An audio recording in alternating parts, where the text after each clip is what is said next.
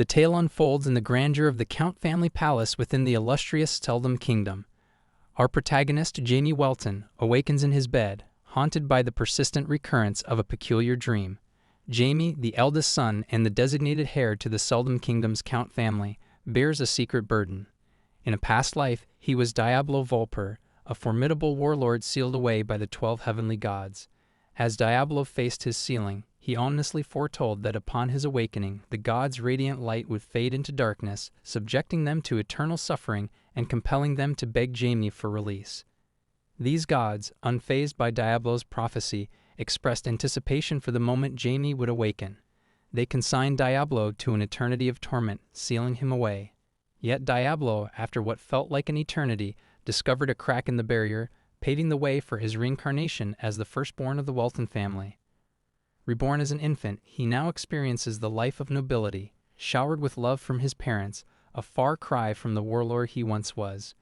Fast forward 9 years, and Jamie Welton sighs at the prospect of yet another wearisome day. His maid enters, surprised by Jamie's early rising, and he feigns appreciation for the morning sky. Despite Jamie's lack of enthusiasm for the attention, he puts on a cheerful facade. The maid, duly impressed, informs him that his parents await him downstairs. After a swift change of clothes, Jamie descends, silently contemplating the monotonous routine that awaits him. Downstairs, the Welton family eagerly awaits Jamie's presence. His mother, Sears Bell Welton, hailing from the prestigious Bell family, beams with joy, charmed by the perceived cuteness of her children.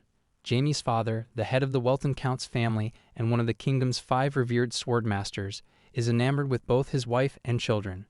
The family tableau is completed by Jamie's younger sister, Sarah Welton. To the external observer, they epitomize the quintessential happy family. However, Jamie harbors a starkly different perspective, finding the carefully constructed happiness to be a tiresome facade. As the formalities unfold, Jamie can't help but retreat into introspection. Once back in his room, he lies on his bed, contemplating the ceaseless struggle to acclimate to the overwhelming affection emanating from his family. Despite the external appearances of joy and unity, the dichotomy between Jamie's external role as the cherished heir of the Welton family and his internal turmoil as the reincarnated Diablo Volfir paints a poignant picture. Growing older has brought some relief to Jamie's life in the Grand Mansion. In his early years, Jamie wanted to get sealed again, stemming from the challenge of speaking with a cute tone, a consequence, as he believed, of having a short tongue. However, amidst this internal struggle, Jamie found solace in the opulence of the mansion and the myriad activities it offered. The private library, in particular, held a special allure for him. In the midst of Jamie's contemplations, his shikigami, a supernatural creature, materialized and perched itself on his head. A sense of weakness overcame Jamie, but he quickly reassured himself that being reborn presented a unique opportunity. He crushed his shikigami, resenting the 12 gods who, in his previous life as Diablo Volfir, had sealed him away. Jamie saw them as parasitic entities still leeching off their believers, and he harbored a deep-seated anger toward their arrogance. Acknowledging the limits of his powers in an era devoid of dark magic, Jamie found comfort in the knowledge that time was on his side. Despite the absence of his formidable past abilities, he vowed to grow stronger and ultimately overthrow the 12 gods who had once held dominion over him. In the midst of these intense thoughts, Jamie's routine was disrupted by the entrance of his maid. She reminded him with a warm smile that it was time for his daily children's book reading session with his mother. The abrupt transition from his dark musings to the cheerful task at hand required Jamie to switch to a cute demeanor, something he found internally irksome. Nevertheless, he put on a facade of affection and assured the maid that he would join them shortly. As Jamie made his way to join his mother and sister for the reading session, he couldn't help but reflect on the incongruity of his internal turmoil with the external image he projected. His mother and sister greeted him with surprise, taken aback by the cuteness Jamie exuded. Instantly, they enveloped him in warm embraces, expressing genuine delight at his adorable demeanor. Seated for the reading, Jamie wore a sparkling smile as he inquired about the chosen book. His mother, seemingly charmed by his cuteness, engaged him in a lively reading session. As the story unfolded, Jamie expressed genuine enjoyment and revealed his aspirations to become a great magician, drawing inspiration from the characters in the book. His mother, appearing impressed, assured Jamie of his potential success, citing his past achievements in defeating 3 magic teachers. Jamie, however, couldn't shake off a sense of skepticism. wondering if his mother's encouraging words concealed a form of mockery. Despite this uncertainty, his mother patted his head affectionately, adding that his father would arrange for the guidance of the greatest magician to further hone his skills. Encouraged by this revelation, Jamie couldn't help but express admiration for his father's abilities. His mother, seizing the moment, attempted to divert him from his usual routine, suggesting playtime instead of heading to the library. Unyielding, Jamie politely but firmly insisted on pursuing his interests in the library. As his mother sought to hug Jamie, torn between his desire to break free and his mother's affection, relented and fell into her embrace. Yet as she implored him to forsake the library in favor of spending time with her, Jamie, with a mix of politeness and determination, he tells his mother to let him go. Entering the library, Jamie settled into a chair with a book in hand. As he closed the latest tome on mana breathing, disappointment washed over him. It didn't offer the help he sought. His contemplation was interrupted by a call for his meal, a routine that had grown tiresome, dining with his parents 3 times a day. Leaving the library and stepping into the hall, Jamie noticed an old man. Puzzled, he wondered about the stranger's identity. The old man greeted Jamie, surprising him with the tremendous amount of mana radiating from his body like a tempest. Jamie speculated that the old man was likely a 7th-class magician, intrigued by the question of how he arrived without a guide, perhaps teleportation. Considering the possibility of the old man being an intruder, Jamie hesitated. However, the man's relaxed demeanor didn't fit the profile of an intruder in a swordmaster's mansion. Seeking answers, Jamie questioned the old man about his identity and purpose. Unfazed, the old man, excited by the significant mana Jamie possessed, remarked on the son of a tiger being a tiger himself. In the old man's eyes, Jamie surpassed the average. Growing irritated by the old man's lack of a direct response and his attempt to gauge Jamie's potential, Jamie prepared to attack. Ready to unleash a spell, he observed the old man's laid-back attitude and felt the need to assert his strength. The old man, seemingly unfazed, only fueled Jamie's irritation. In response, Jamie began to ready a spell, signaling his intent to take action. The old man, impressed by Jamie's mana and intrigued by his demeanor, reciprocated by initiating the same spell. A tension hung in the air as both individuals prepared for a potential confrontation. Observing the old man mirroring his actions, Jamie's anger intensified. The audacity of the old man testing him, a figure who had once stood on the brink of defeating even gods in a past life, fueled Jamie's determination. Ready to unleash his spell upon the old man, Jamie's resolve showcased the immense power that lay within him. In the midst of an enchanted confrontation, Jamie directed the force of his magical prowess towards the elderly man, anticipation hanging thick in the air. The elderly gentleman, however, displayed a mastery that belied his age, effortlessly parrying Jamie's magical assault. The young magician, expecting his conjured energies to wreak havoc, was left dumbfounded by the old man's skillful defense. The result was far from what Jamie had envisioned. Despite the unexpected turn of events, the seasoned old man found delight in the spectacle of a 9-year-old like Jamie wielding such potent magic. Responding with a spell of his own, the elderly man directed it away from Jamie, who, recognizing that the magic was not aimed at him, stood motionless. The old man, taken aback by Jamie's lack of reaction. The magical skirmish reached an unexpected climax as Jamie's father, sensing the tension, entered the scene just in time to intercept the old man's mystical assault. Concern etched on his face, Jamie's father immediately inquired about his son's well-being. Jamie, seizing the moment, feigned weakness and burst into tears, adding an emotional layer to the already charged atmosphere. His father, angered by what seemed to be the old man's callous mistreatment of Jamie, scolded him for reducing his son to tears. Yet the elderly gentleman found amusement in Jamie's apparent shyness, seeing it as a unique reaction. As the magical energies dissipated, the room settled into an uneasy calm. They gathered around, finding solace in the ritual of sharing a cup of tea. Jamie's father, recognizing the need to diffuse the tension, revealed Jamie as the heir to the Welton family. He expressed his displeasure at the unexpected magical assault on his son, further fueling the tension between the two parties. The old man asked the Count that how much he knows about his son. The Count replies about what? Marquis Limmel acknowledged Jamie's innate genius. The Count, skeptical and still nursing his anger from the earlier assault, questioned the old man's credibility after such a display. Marquis Limmel, unfazed by the Count's suspicions, dismissed his concerns, suggesting that the Count knew little about his own son. The Count's anger persisted, but Marquis Limmel urged him to calm down, claiming to sense his aura and perhaps seeing beyond the surface of the situation. The revelation of Marquis Limel's identity as the strongest 8th-class great magician among the living added another layer of complexity to the unfolding narrative. Jamie's father, now intrigued by the potential mentorship of such a prestigious figure, questioned the likelihood of Marquis Limel accepting Jamie as his student. Suspicion crept into the Count's voice as he pondered whether his son lacked the necessary magical aptitude. In response, Marquis Limel offered an unexpected explanation. He couldn't accept Jamie as his student, not due to a lack of talent on Jamie's part, but because he doubted his own ability to handle the extraordinary abilities that Jamie possessed. The revelation left the room steeped in a mixture of awe and uncertainty. The Count stood there, his mind reeling from the unexpected revelation delivered by Marquis Limel.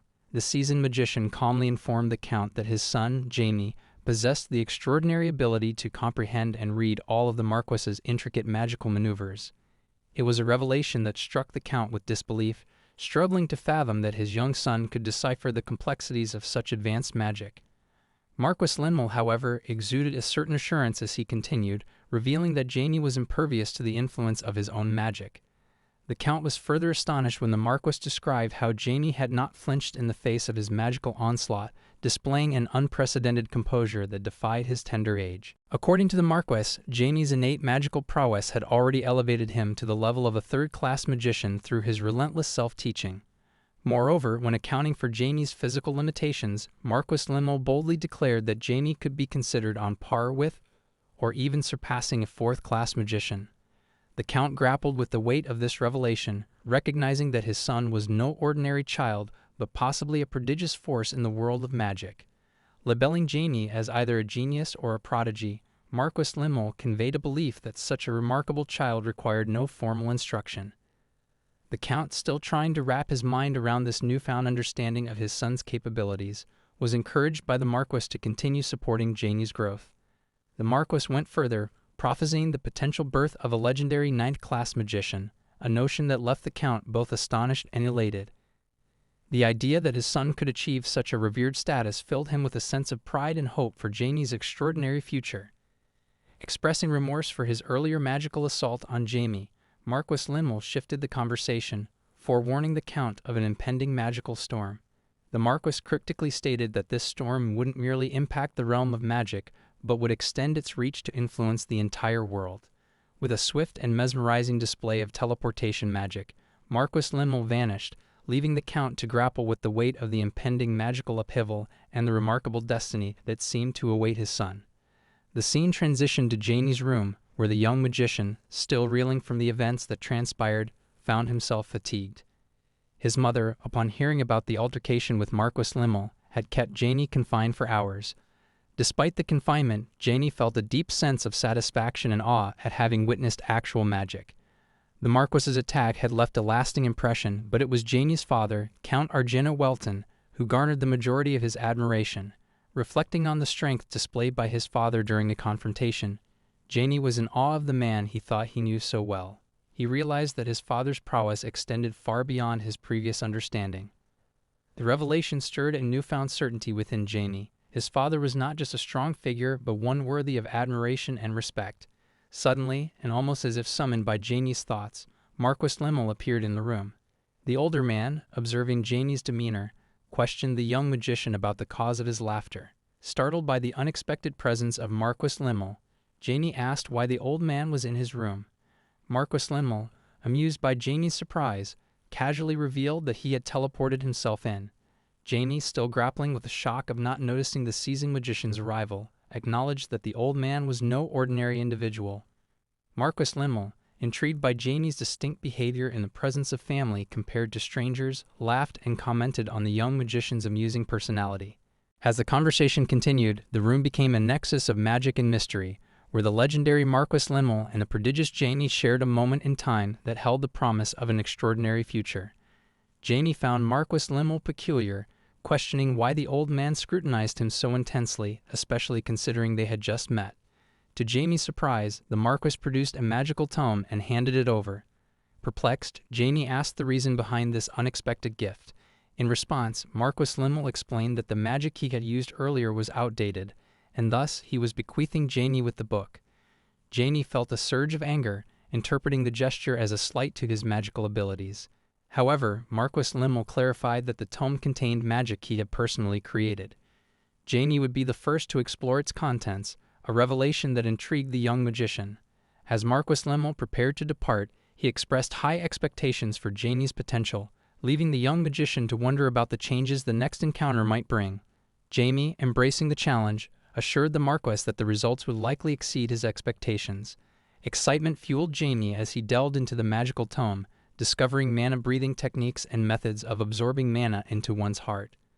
The prospect of new and unconventional magic piqued Jamie's interest. However, the intricacies of the techniques presented a daunting challenge. The need for precision, especially in absorbing mana through the skin, forced Jamie to reconsider his initial enthusiasm. Lying on his bed, Jamie contemplated the difficulty of manipulating mana materials to achieve the required precision. The task seemed insurmountable for most, but not for Diablo Volfir, as Jamie referred to himself. With determination, he envisioned a method to absorb mana through his skin, acknowledging that he would have to feel each mana material to make it work. The uniqueness of Jamie's approach lay in his refusal to accept the conventional limitations of old techniques. While others deemed it impossible, Jamie, as Diablo Volfir, saw it as a challenge to overcome. Excitement surged through him as he envisioned the possibilities unlocked by this new perspective. Sitting up, Jamie resumed reading the magical tome, eager to explore its secrets. He decided to put his newfound insights into practice, summoning his Shikigami, Black, a one-eyed bat. Instructing Black to break down some mana, Jamie witnessed as the Shikigami shattered the mana, producing particles that floated around him. The first hurdle was conquered, breaking the mana into a size suitable for absorption through Jamie's skin. However, this method had limitations, requiring a fixed location and size. Undeterred, Jamie relied on Black, his contracted familiar, to assist him in overcoming these constraints. Black is someone who made a soul contract with Jamie. With the first challenge resolved, Jamie faced the next, absorbing the mana. Fortunately, this posed no problem for him, as his body lacked the conventional limits. Jamie could store mana in multiple places within his being, a testament to the boundless potential he believed lay within himself. In this pursuit of magical innovation, Jamie, as Diablo Volfir, forged ahead, fueled by an unyielding determination to defy the norms and push the boundaries of magical possibility. The magical tome became not just a source of knowledge, but a catalyst for Jamie's journey into uncharted territories, where the old gave way to the new, and the impossible became a realm waiting to be conquered. Outside Jamie's room, his father and the maid observe him. The Count is surprised to see Jamie's mana swirling around him. He knew Marquis had given Jamie some advice, but he didn't expect Jamie's mana to transform so quickly. The Count thinks that maybe his son has a hidden talent. He instructs the maid to let Jamie be for the day, as they never know when he might come out. The maid assures the Count that she will keep an eye on Jamie. The Count is fascinated to discover that Jamie is a magician rather than a sword user, speculating that it might be influenced by his wife's family. This surpasses the Count's expectations for Jamie. He smiles, thinking Jamie might be the ninth-class magician. The scene shifts to the next day in Jamie's room, where he has successfully performed the mana manipulation described in Marquis's book. Initially challenging, Jamie managed to move and break apart mana after a few attempts. However, Jamie is disappointed as, for now, 4th class mana is his limit. He considers it frustrating as he was close to reaching the 5th class. Black suggests that Jamie reform his body, but Jamie declines, stating that he knows his current body is young and weak. Black is disappointed, but Jamie assures him that he will try to be patient since the gods won't disappear, and he has already walked this path once. Jamie uses a spell to make Black invisible and informs him that he plans to meet his father. He instructs Black to hide his mana to avoid his father detecting him. Jamie is pleased that even he couldn't sense Black, and is confident that his father won't either.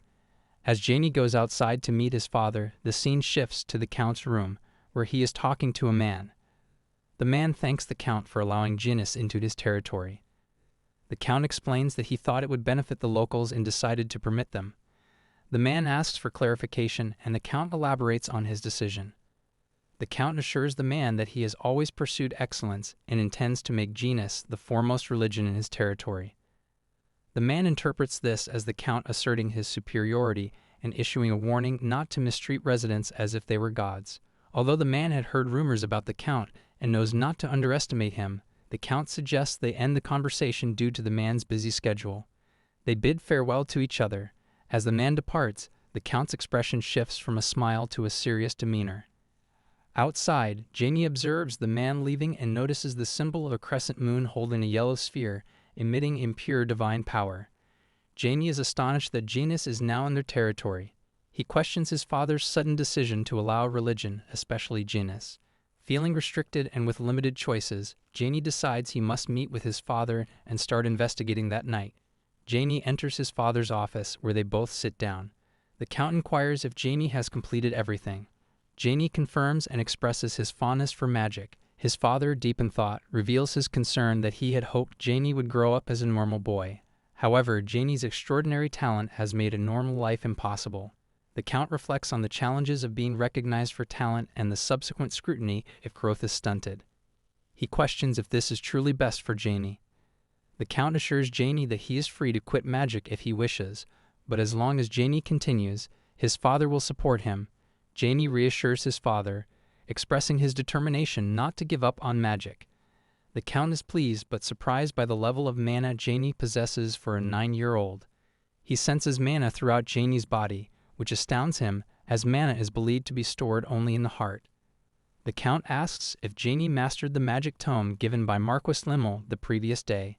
Jamie proudly informs his father that not only did he master the magic tome, but he also addressed the issues he was facing. The Count is shocked, unable to believe the significant improvement his son achieved in just one day.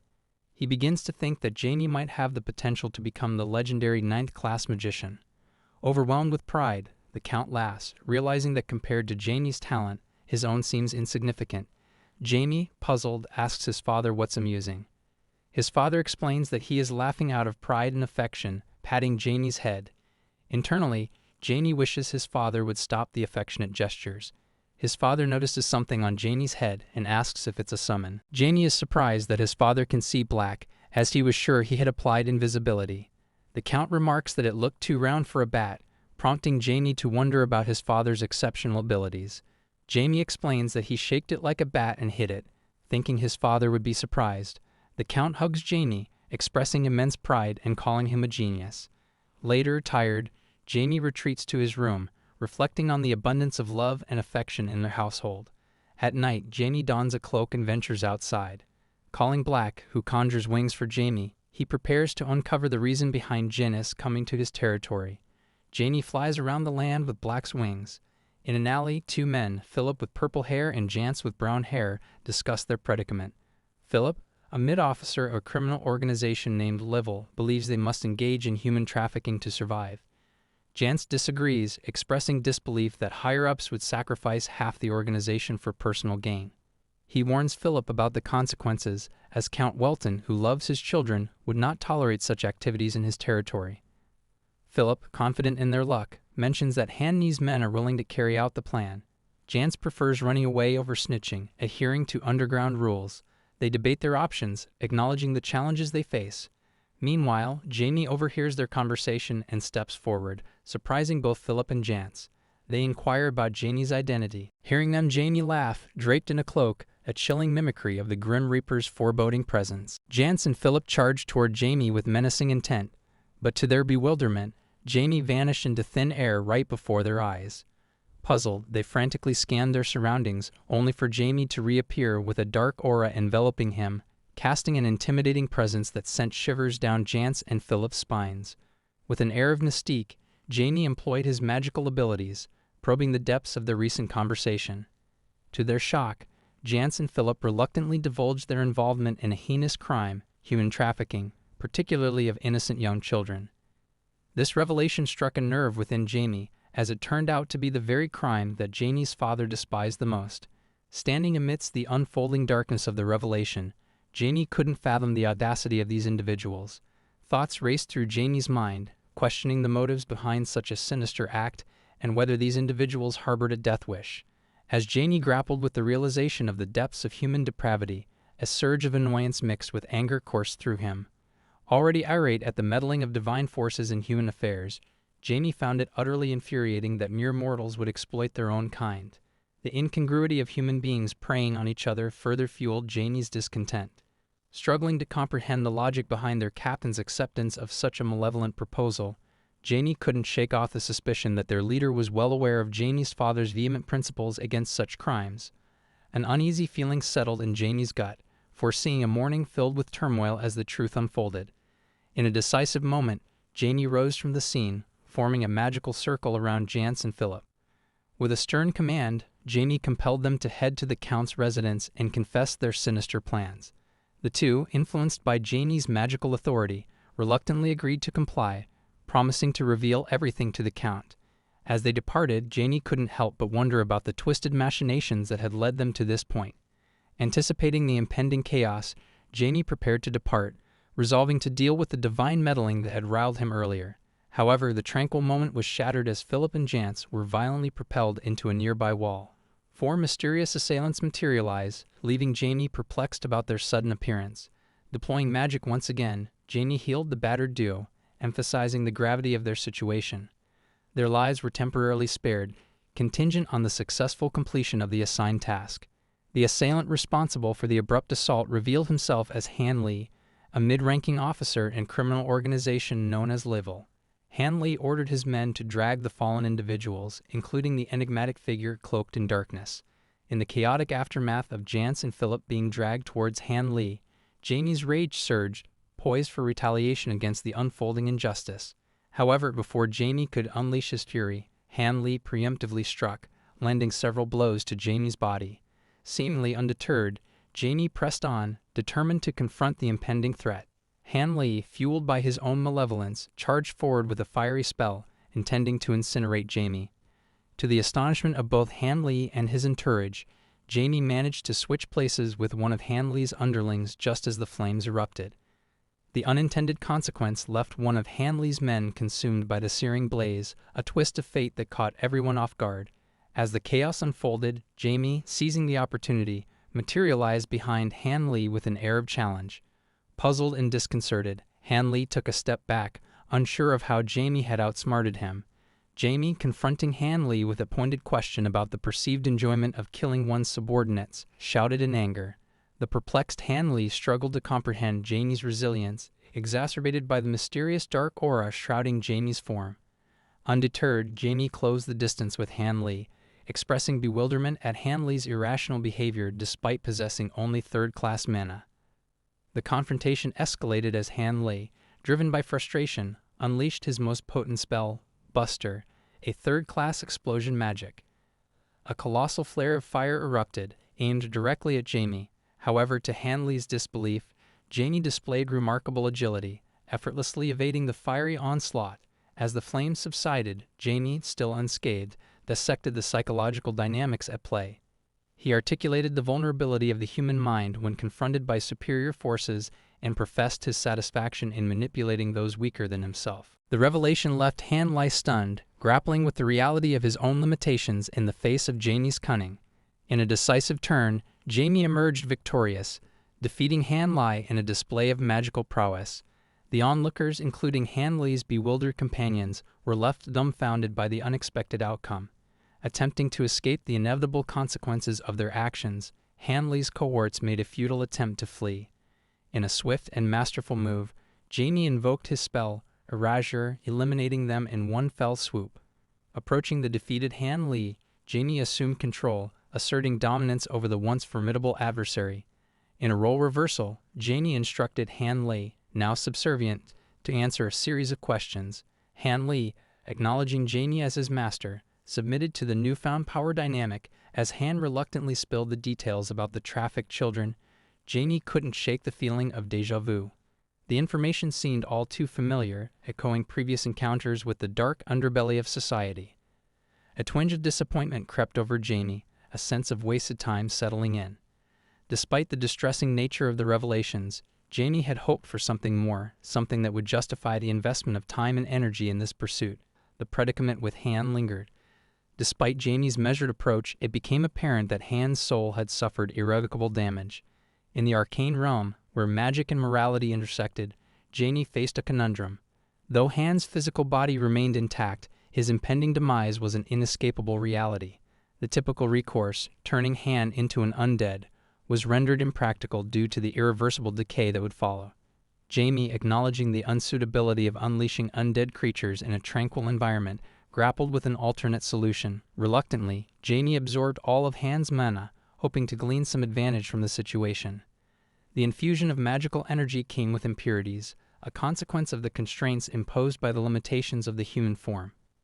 Yet Jamie found a silver lining in the opportunity to absorb a substantial amount of mana, a fortunate turn of events in an otherwise perplexing scenario.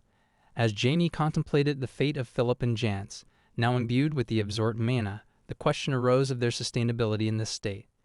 Their bodies, temporarily revitalized, held a fragile grip on this bar of vitality.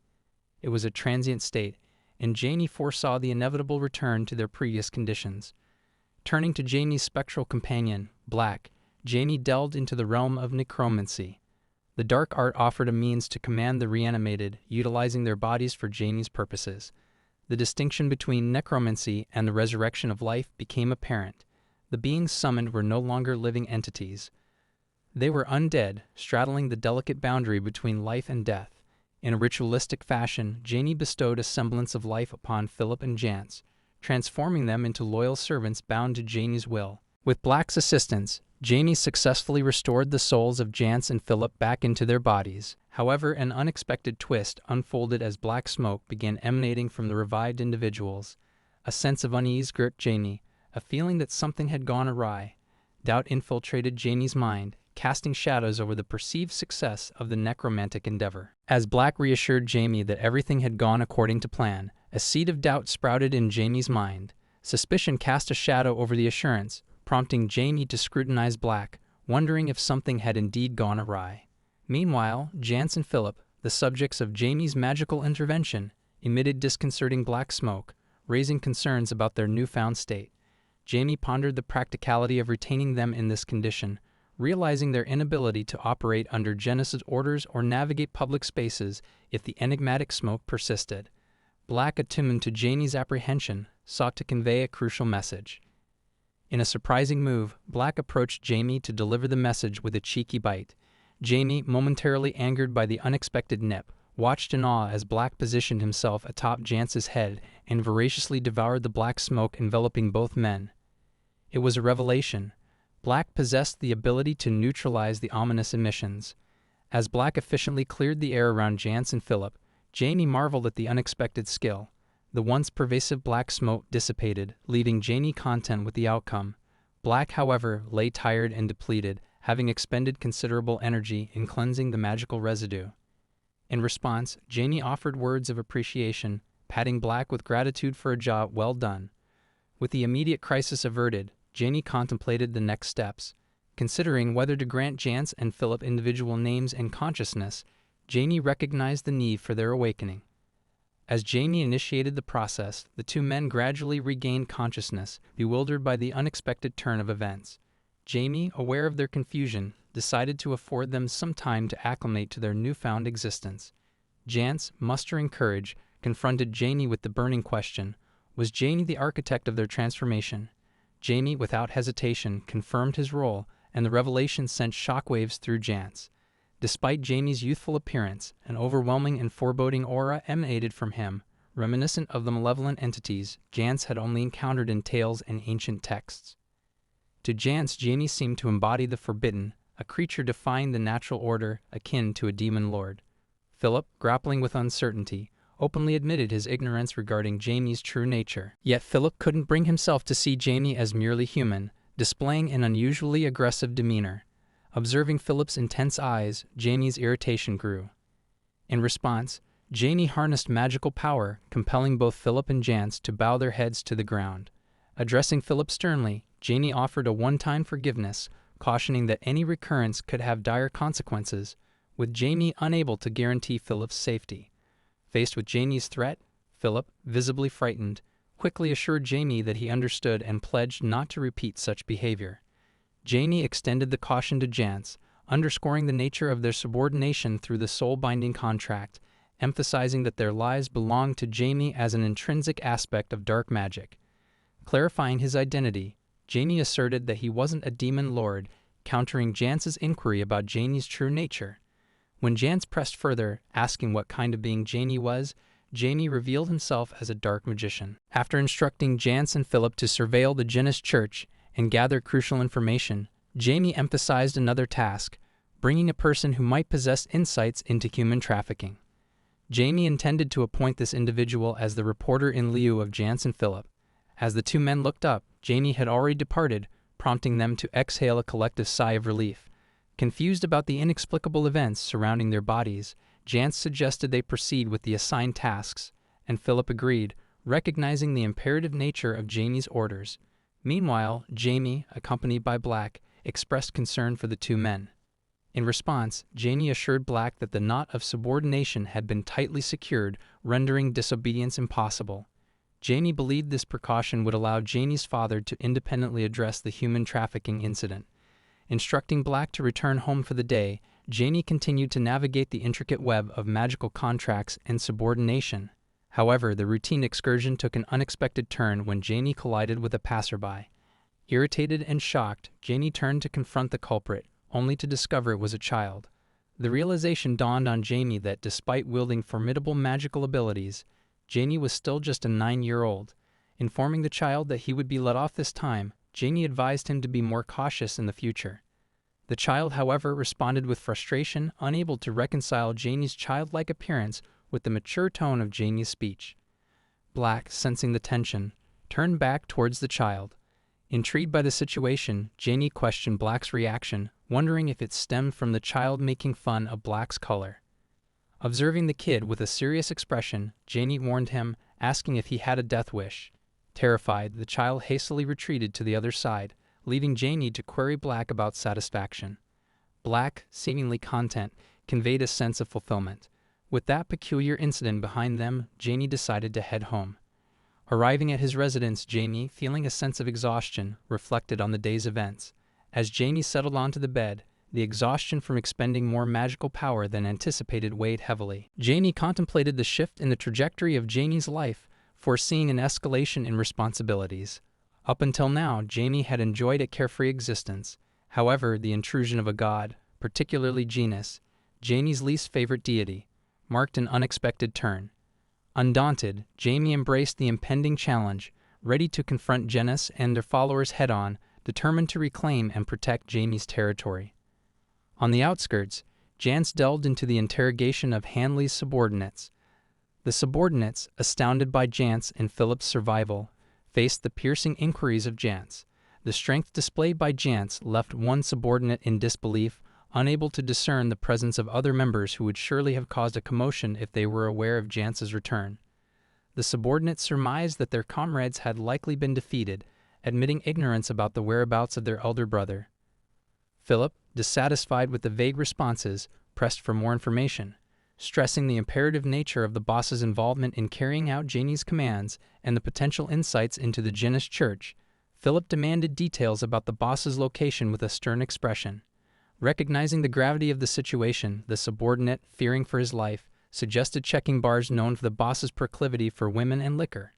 Jance and Philip acknowledged the lead, deciding to head to the bars in pursuit of crucial information. The subordinate, seemingly relieved to escape further harm, let out a breath he hadn't realized he was holding. However, the reprieve was short-lived.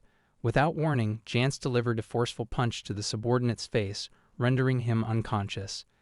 With the subdued individual in tow, Jance prepared to scour the bars for the elusive boss, exemplifying the uncompromising approach required in navigating the complex web of loyalty, fear, and survival. Simultaneously, in another part of the narrative tapestry, a child who had previously collided with Jamie approached the hideout, expecting perhaps a continuation of the casual encounter. To the child's shock, the scene inside revealed a stark contrast, lifeless bodies strewn across the hideout, a chilling tableau of the aftermath. The young individual fretted over facing repercussions for not meeting their quota the previous day. Anxiously anticipating potential confrontations with other group members, the kid decided to make a quick exit before misunderstandings could arise. With no one around to enforce consequences, they slipped away, avoiding any potential conflicts with fellow members. The following day, we returned to Jamie's room, where Jamie, despite waking up, still grappled with exhaustion from the events of the previous night. Realizing that facing the family was inevitable today, Jamie decided to dress up and head downstairs. Spotting Black, Jamie opted to temporarily cancel the summoning, mindful that Jamie's father could sense Black's presence. Descending to the dining table, Jamie greeted both father and mother, inquiring about their rest. Jamie's father wished a good morning, and Jamie sought information about the whereabouts of his mother. In a sudden, shadowy appearance, Jamie's mother emerged from behind, enveloping Jamie in a warm hug. Playfully, Jamie, wearing a cute expression, questioned where his mother had been hiding. Despite Jamie's awareness of her hiding spot, his mother indulged the inquiry, patting Jamie's head and asking if Jamie had been scared. Jamie admitted to a slight fear, but added that it was enjoyable because it afforded an opportunity to see his mother. Delighted by Jamie's response, his mother radiated happiness. Ready to proceed with breakfast, Jamie suggested they start, but his mother, brimming with excitement, insisted on one more hug. The warm embrace extended as both Jamie's mother and sister joined in, creating a heartwarming and affectionate moment within the family's morning routine. At the dining table, Jamie's father's sudden recollection disrupted the serene atmosphere. "Come to think about it, that's happening tomorrow," he mentioned casually. The statement hung in the air, puzzling Jamie. Sensing his confusion, Jamie asked his father about the impending event, seeking clarity on the matter. His father, in response, turned to Jamie's mother and inquired whether she had informed Jamie about tomorrow's plans. Sears, Jamie's mother, grumbled as she confessed to forgetting. The weight of her words hinted at underlying concerns, and Jamie's mind immediately flashed back to a recent incident involving a peculiar full-body breathing technique. Reflecting on his mother's personality, Jamie deduced that she must have endured considerable stress due to his actions. A surge of remorse swept over him, prompting an apology to his mother. Sears, displaying a mix of frustration and concern, acknowledged Jamie's apology and reassured him that as long as nothing happened to her son, everything was okay. However, she issued a cautionary note, expressing her worries about Jamie pushing himself too hard. Recalling the incident, she painted a vivid picture of a potential breakdown in the middle of hallways, driven by the emotional toll such actions could inflict. Jamie, understanding the gravity of his mother's words, promised that he wouldn't repeat such behavior. Eager to shift the conversation, Jamie probed about the mysterious event scheduled for the next day. Sears disclosed that they were attending a grand ball, organized by Count Simon and Count Welton. This elaborate affair drew in most of the nobles residing in the northern regions of the Seldam Empire. Sears, bubbling with excitement, explained that both Jamie and his younger sister had reached an age where attending such events was expected, making this particular ball a significant milestone. As Jamie absorbed this information, a pang of realization hit him. His precious free time was about to be swallowed by social obligations. The impending social engagement loomed over him, threatening to disrupt the comfortable routine he had grown accustomed to. The scene transitioned to a few moments later, with Jamie donning a cloak and calling for his trusted summon, Black. Summoning his mount, Jamie prepared for a visit to two individuals named Jance and Philip. The purpose of this meeting was to gather information, a task he had entrusted to them. Upon arriving at their meeting place, Jamie was acknowledged as Master by Jance. Eager to assess their progress, Jamie inquired about the task at hand. Philip, however, apologized, admitting that they hadn't uncovered anything about the Zenith cult, a group that had recently surfaced. The revelation prompted Jamie to contemplate the complexity of the situation, acknowledging that even members of Livel, an esteemed group, would face challenges in retrieving information within such a short time frame. As Jamie shifted his attention to Philip, he sought an update on another task. Philip motioned towards a captive man they had apprehended. The man, with his distinctive blue hair, appeared visibly alarmed at the sight of Jamie's own blue locks. His immediate reaction suggested a fear that the Welton family had caught wind of their clandestine organization. Philip proceeded to elucidate that the man was part of the inner circle of the Livel organization. Shockingly, he possessed knowledge of an impending assassination plot against Philip and Jance by a mysterious figure named Hanenai. Despite Philip's disclosure, Jance remained skeptical of the man's usefulness, asserting that he had no valuable information to offer. Unfazed by Jance's doubts, Jamie resolved to conduct the interrogation himself. With a directive to Philip, Jamie ordered the removal of the man's gag. As the gag fell away, the captive pleaded for mercy, claiming ignorance of any pertinent information. However, he quickly pivoted, offering to divulge any details in exchange for his life. Responding with a display of authority, Jamie emitted his aura, startling the captive. With a measured tone, Jamie assured the man that his intentions were not lethal. Rather, he sought cooperation for a specific task. Without hesitation, the captive pledged his willingness to comply with Jamie's directives, even committing to locating his elusive boss if required. Seizing the moment, Jamie outlined his demands to the purple-haired man, invoking a hypnotic spell as he placed his hand upon the man's head. With a commanding voice, Jamie instructed the man to promptly report to the Count's office and disclose the organization's activities. As the purple-haired man departed to fulfill his newfound mandate, Philip and Jance observed with a mixture of pity and apprehension. Sensing their unease, Jamie reassured them that the organization would not pursue the man, as the Count would address the situation first. In light of the potential dangers looming, Jamie advised both Philip and Jance to depart the city and seek refuge elsewhere. Their compliance was swift and unwavering, prompting Jamie to question their lack of inquiry regarding his orders. With humility and respect, Philip and Jance affirmed their unwavering loyalty to Jamie as their master. They pledged absolute obedience, devoid of questions or doubts. Philip then proceeded to share with Jamie his understanding of why their master had issued those particular orders. Hearing Philip's insight, Jamie acknowledged that Philip seemed to grasp the situation accurately. Jamie couldn't shake the notion that his father might be planning to eradicate the rival organization entirely. In the grand scheme of things, the existence of individuals like Jance and Philip, who had been abandoned, might seem inconsequential. Feeling the weight of impending events, Jamie informed both Philip and Jance that he would be absent for a few days. He urged them to maintain a low profile until his return. Without hesitation, they agreed to abide by Jamie's directive. However, as Jamie turned to leave, Philip called out to him. Intrigued, Jamie paused to hear what Philip had to say. Philip expressed a deeper existential concern, questioning his own identity. He had come to terms with the fact that he was essentially a walking corpse, a reality he couldn't reverse, nor did he wish to revert to his former state. Despite this acceptance, Philip remained curious about the nature of his current existence.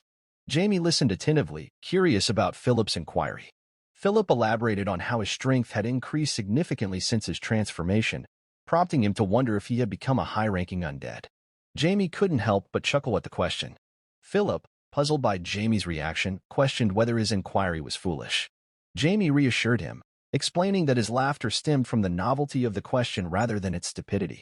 He remarked on the rarity of individuals adapting so seamlessly to their new state, citing Jance and Philip as prime examples. Expressing gratitude for Jamie's perspective, Philip's demeanor shifted.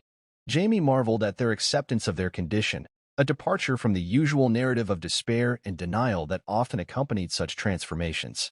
In Jamie's eyes, they were rare gems in a sea of adversity. Jamie then clarified that they were simply zombies, albeit with their appearances preserved from their time before death. Their transformation had granted them strength far beyond that of an ordinary person. Upon hearing Jamie's words, Philip responded with a hint of skepticism, suggesting that they were merely ordinary zombies. Jamie, however, offered a different perspective, suggesting that their potential as zombies depended on their actions. Depending on what Philip and Jance chose to do, they could ascend to become high-class zombies. Excitement sparked in both Jance and Philip at the prospect. Before departing, Jamie reminded them to remain well hidden. Both Jance and Philip readily agreed to adhere to Jamie's instructions. However, their conversation was interrupted by Black, who disparaged Philip and Jance as pathetic. Jamie quickly intervened, defending his companions and finding their quirks intriguing. As they prepared to part ways, Jamie noted that he had lingered too long and needed to return home promptly. Later that night, a commotion erupted in the Welton household. A member of Livel, a notorious crime organization rooted in Haste, had turned against his own group. The Count postponed his departure to address the unfolding situation. Consequently, only Jamie, accompanied by his mother and sister, set off for Regan, the largest commercial city in the East. Jamie contemplated the advancements made by society since his time as Diablo. While he could easily teleport to Regan, he acknowledged the progress made by humanity over the centuries, surpassing even the mythical ages. However, he remained uncertain about the passage of time since his death as Diablo. The events following his demise had been chronicled in history books, including the invasion by demonkind and the descent of the Demon Lord. Reflecting on the centuries of peace that followed, Jamie couldn't help but wonder if he had been the catalyst for disrupting that tranquility. He scorned the incompetence of the 12 gods, who had failed to unite over the centuries. Jamie contemplated his potential to confront the gods once more, confident in his ability to defeat them more easily than before. Lost in his thoughts, Jamie found himself consumed by a dark aura, a manifestation of his inner turmoil. His younger sister, Sarah, who was peacefully asleep nearby, began to stir uneasily, sensing the tension in the air. Quickly realizing the effect his mood was having on her, Jamie made an effort to calm himself, allowing the room to return to a peaceful state. With Sarah once again sleeping soundly, then Jamie looks out the carriage and thinks about going through the ball safely. As the carriage rolled into the territory of Regan, Jamie peered out the window, marveling at the sights around him. Regan truly is an incredible place, he remarked. His mother, Sears, nodded in agreement, explaining that Regan stood as the largest commercial city in the kingdom. She emphasized that it was nearly impossible to find another city on the continent with such a bustling economy. Jamie couldn't help but reflect on the rumors he had heard about Regan being the primary source of wealth for the Seldam kingdom. He figured that was proof enough of its significance. As they neared the castle, Jamie admitted to his mother that his heart was racing at the thought of meeting Count Simon.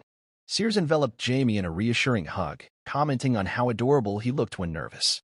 She promised to hold his hand tightly, soothing his anxieties. Curious, Sears asked Jamie if Count Simon was someone he looked up to, especially considering Jamie's aspiration to become a magician. Exhausted from the embrace, Jamie replied with a weary yes. Sears then proceeded to share her admiration for Count Simon, describing him as an exceptional magician who had reached the 7th class at a young age, much like Jamie's father. She explained that Count Simon was one of the 2 leaders of the Eastern Noble Group, alongside Jamie's father, and also held the title of Lord of Regan. His magical prowess, resembling that of a Red Lotus, earned him the moniker of the Red Lotus Magician. Rumor had it that Count Simon had vanquished thousands of enemies with his magic. Intrigued by his mother's description, Jamie asked what kind of person Count Simon was. Sears simply noted that he had impressive red hair, but Jamie's mind was elsewhere. The titles and classifications didn't hold much interest for him. What fascinated Jamie was the power behind Count Simon's magic, the ability to eliminate thousands of adversaries in a single strike. He longed to understand the intricacies of such potent magic and desired a chance to converse with Count Simon about it. Recalling his recent conversation with Marquis Lionel, Jamie couldn't help but feel disappointed. It had been brief and lacked substance, leaving him yearning for more. Jamie's mind buzzed with anticipation as he pondered the nature of his impending conversation with Count Simon during the carriage ride to the Count's castle. The anticipation only grew as the carriage pulled up to the grand entrance.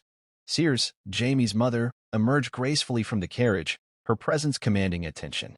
With a gentle reminder to her children to proceed slowly, she stepped forward to be greeted by a butler from the Count's palace, who had been waiting to escort them into the castle. As they made their way through the grand halls towards their assigned rooms, Sears couldn't help but express her appreciation for Count Simon's thoughtfulness in making their accommodations. The butler, with a polite nod, guided Jamie to his room, where everything had been meticulously prepared for his comfort. It was a small gesture, but one that spoke volumes about Count Simon's hospitality. Meanwhile, the buzz of excitement filled the air as Jamie's mother emerged from her room, resplendent in her attire for the evening's festivities. The maids, bustling about, couldn't help but pause to admire her beauty, showering her with compliments that only served to heighten her radiance. Jamie, catching sight of his mother, couldn't help but add his own words of admiration, earning a delighted smile from Sears. As Sears moved to embrace Jamie, the maids intervened, cautioning Sears against hugging her son for fear of smudging her makeup. Undeterred, Sears expressed her desire to share a single embrace with her son. The maid, however, warned Sears about the potential wrinkles her dress might incur. In Jamie's mind, a silent gratitude emerged, thankful for the interruption. Just then, Sarah, Jamie's younger sister, entered the room, her own ensemble carefully chosen for the evening's festivities. Sears and Jamie both turned to greet her, their faces lighting up with pride and affection as they admired her appearance. Sarah, beaming under their praise, felt a surge of confidence wash over her, buoyed by the love and support of her family. With everyone ready, Jamie took a moment to compose himself before joining his mother and sister as they made their way to the ball. As they entered the opulent banquet hall of Count Simon's castle, Jamie's eyes widened in awe at the sight before him. The grandeur of the surroundings was breathtaking, a testament to Count Simon's refined taste and wealth. Curious about Count Simon's preferences, Jamie turned to his mother, seeking her insights. Sears, with a knowing smile, teased Jamie, promising that he would be in for a surprise once he experienced the Count's unique sense of style firsthand. Jamie couldn't help but feel a flutter of excitement at the prospect, eager to discover what awaited him in the halls of one of the kingdom's most esteemed nobles. As Sears made her entrance into the hall, she was greeted with admiration and respect from the other noble ladies in attendance. They gathered around her, their voices filled with praise for her impeccable taste and elegance. Jamie, observing the scene unfold, couldn't help but notice the subtle dynamics at play as the other ladies vied for Sears' attention and approval. Reflecting on the interactions before him, Jamie couldn't help but draw parallels to similar scenes he had witnessed in the past. Foolish individuals always strive to impress those in power, Jamie observed silently, relieved that his mother, Sears, was skilled at handling such situations with grace and tact. As the bustling activity in the ballroom reached a crescendo, Jamie found himself pondering the dynamics of power and influence, a topic that often occupied his thoughts during such social gatherings. His musings were momentarily interrupted by the arrival of a butler who introduced himself as Rywal Banner, responsible for the administration of the Regenland. Rywal's announcement regarding the imminent commencement of the ball and the impending arrival of Count Simon and his family added to the air of anticipation that permeated the room. As Count Simon made his grand entrance, Jamie couldn't help but feel a wave of pressure emanating from the esteemed noble. The Count's commanding presence and aura of authority left an indelible impression on Jamie, who found himself captivated by the subtle nuances of power dynamics at play. Stepping forward with effortless grace, Count Simon extended warm greetings to the assembled guests, his words carrying the weight of his esteemed status. Observing Count Simon, Jamie couldn't help but assess him, placing him on par with Marquez Lionel, perhaps even slightly superior. The Red Lotus magician surpassed Jamie's initial expectations, adding an element of intrigue to the encounter. Jamie found Count Simon's demeanor and abilities genuinely captivating. Approaching Sears, Count Simon exchanged pleasantries, complimenting her appearance and expressing genuine concern for their well-being. Sears, in turn, reciprocated the Count's kindness, assuring him of their good health and eagerly anticipating Count Welton's arrival later in the evening, despite the complications in their lands. Turning his attention to Jamie, Count Simon's penetrating gaze seemed to scrutinize every aspect of Jamie's being. Introductions were made, and Jamie and his sister, Sarah, greeted the Count with utmost respect, their demeanor reflecting the values instilled in them by their upbringing. Count Simon's wife, standing nearby, admired the children's beauty, prompting a slight smile from the Count as he observed Jamie closely. Sensing the weight of the moment, Jamie subtly released his own aura, a silent invitation for Count Simon to assess him thoroughly. The Count's response was a knowing smirk, suggesting he had noticed Jamie's subtle display of confidence. With a casual remark, Count Simon hinted at a future encounter before gracefully taking his leave, leaving Jamie with a sense of anticipation for what lay ahead. As the evening unfolded, Jamie couldn't shake the feeling of excitement that coursed through him. Count Simon had exceeded his expectations in every way, and Jamie found himself eagerly anticipating the opportunity for further interaction and conversation with the esteemed noble. Recognizing the potential for enlightenment and growth in their exchange, we catch a glimpse of Count Simon's youngest son, Alf, as the Simon family settles at their table. Alf's curious gaze falls upon Jamie, sparking an inquiry directed at his father about the eldest son of Count Welton. Count Simon, bemused, questions Alf's interest in someone as young as Jamie. In response, Alf asserts that despite Jamie's tender age, he possesses the potential to lead the Welton family in the future. He suggests that it would be advantageous to forge a connection since they are of the same generation. Observing his son's behavior, Count Simon discerns Alf's attempts to assert himself as a leader among the noble children, subtly vying for his father's acknowledgement. Though Count Simon views Alf's actions as futile, he acknowledges Alf's intelligence and matches his rhythm to some extent. Alf, undeterred, presses his father for more information about Jamie. His mother interjects, urging Alf to foster good relations with the Welton family, given the long-standing alliance between the two families. Alf assures his mother, eliciting a smile of approval. However, behind his facade of compliance, Alf's thoughts betray a different agenda. He harbors no intention of befriending Jamie, viewing him merely as a stepping stone to securing his father's approval. Alf schemes to ensure Jamie remains beneath him, thus enhancing his own standing in his father's eyes. His older brother catches sight of Alf's calculating expression and offers an approving smile, recognizing Alf's ambitions. Meanwhile, at Jamie's table, Sears inquires about his social interactions. Jamie assures his mother that he has indeed made acquaintances. As Sears departs, Jamie reflects on his solitary nature, prioritizing productive use of his time over frivolous socializing. Stepping outside the palace, Jamie is struck by the opulence of Count Simon's expansive backyard.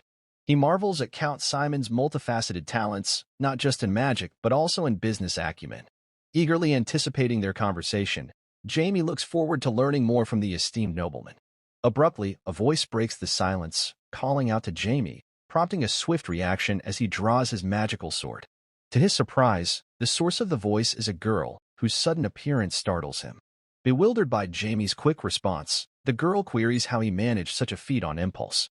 Jamie, taken aback by her unexpected presence, retorts, questioning her motive for approaching him without prior warning. Frustrated, the girl admonishes Jamie for his perceived discourtesy, especially towards a lady. Intrigued by the girl's sudden appearance and curious about her identity, Jamie probes further. The girl, with a mischievous glint in her eye, playfully debates whether she should reveal her name, given Jamie's earlier shock. Jamie finds her evasiveness somewhat unsettling, compounded by her enigmatic demeanor and speech. In a bid to assert his authority, Jamie conjures a magic air bullet, illustrating its potency to the startled girl. He cautions her about the potential danger posed by the spell, particularly to someone as seemingly vulnerable as her. Taken aback by Jamie's display of power, the girl hesitates, unsure of whether Jamie's threats are genuine.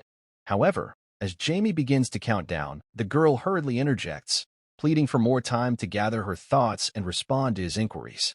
Relenting somewhat, Jamie demands that she disclose her name before he unleashes another air bullet. Reluctantly, the girl reveals her identity as Valle, the eldest daughter of the Viscount family of Valle and a spiritualist. In the realm of magic, a spiritualist denotes a mage who has forged a pact with enigmatic spirits, born from the depths of nature. These spirits are rare within the continent, their existence considered a remarkable talent in its own right.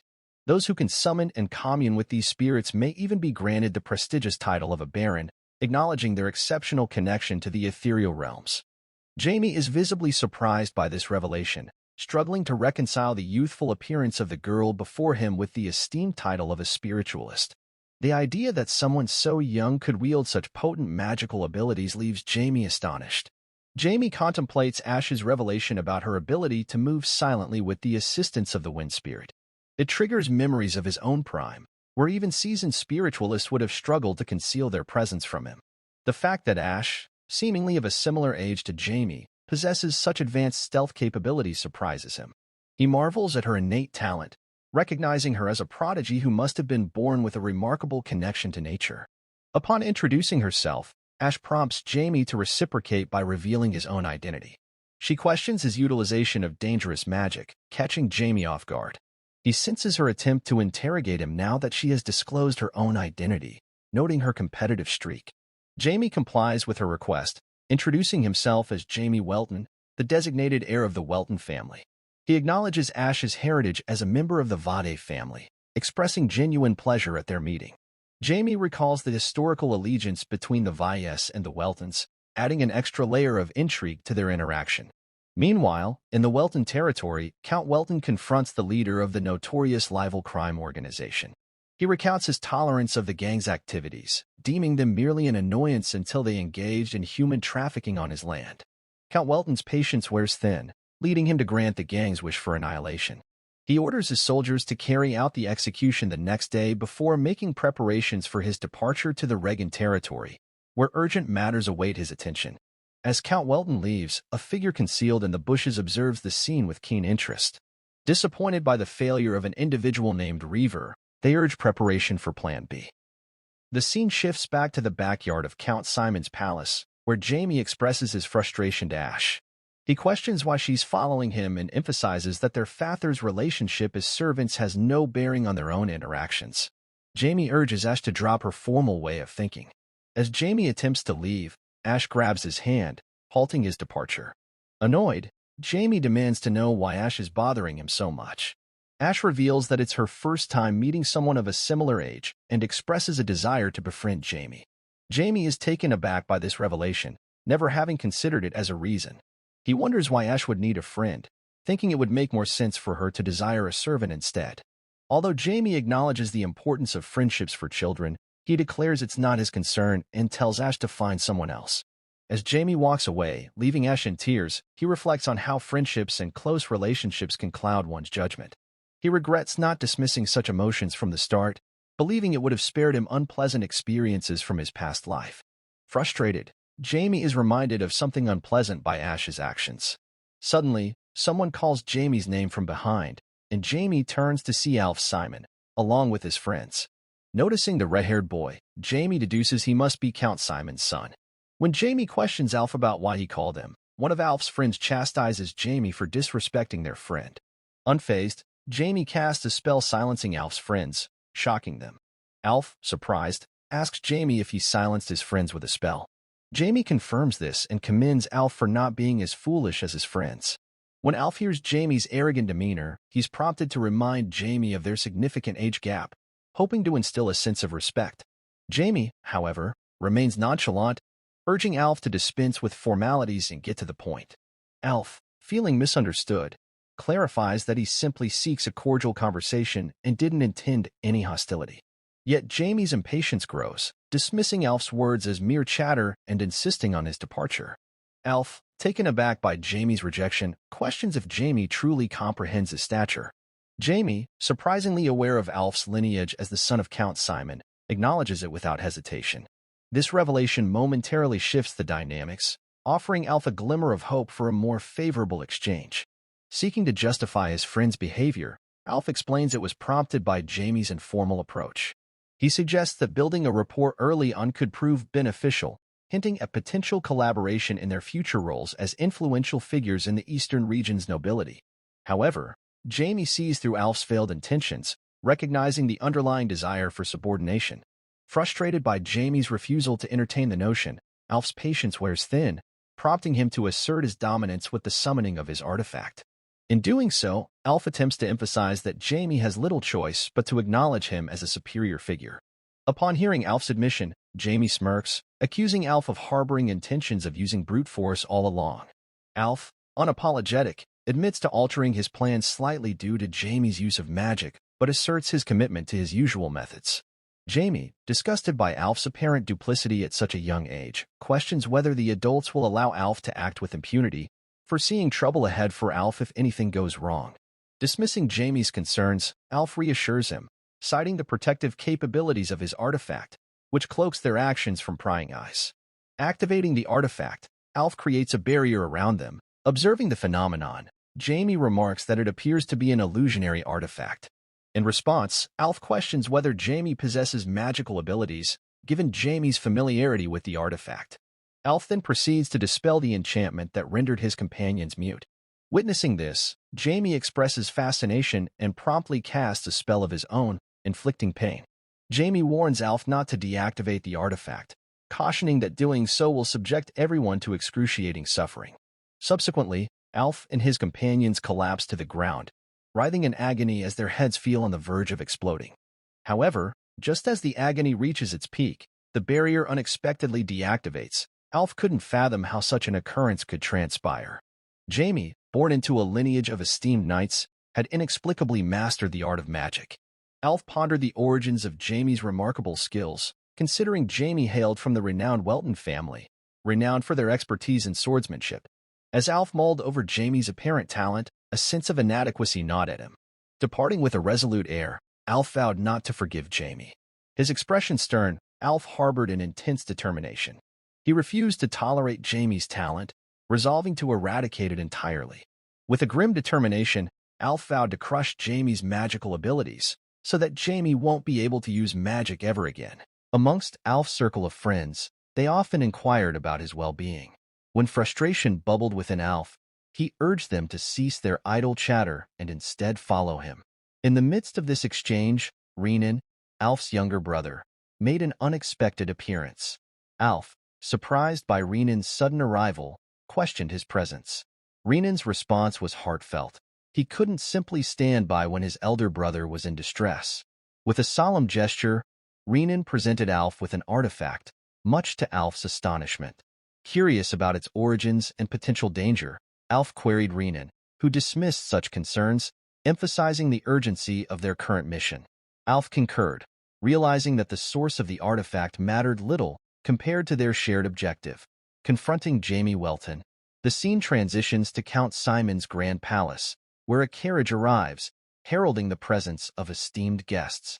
Count Simon himself greets Count Welton with warmth, prompting Count Welton to express disbelief at Simon's personal reception. As they retire to a private chamber, Count Welton inquires about the success of the recent party, to which Count Simon responds with customary assurance. Count Simon proceeded to share with Count Welton the news of his recent encounter with Count Welton's son. Intrigued, Count Welton wasted no time in probing Count Simon's impressions of Jamie. Count Simon's response was nothing short of astonishment. He found Jamie to be truly remarkable.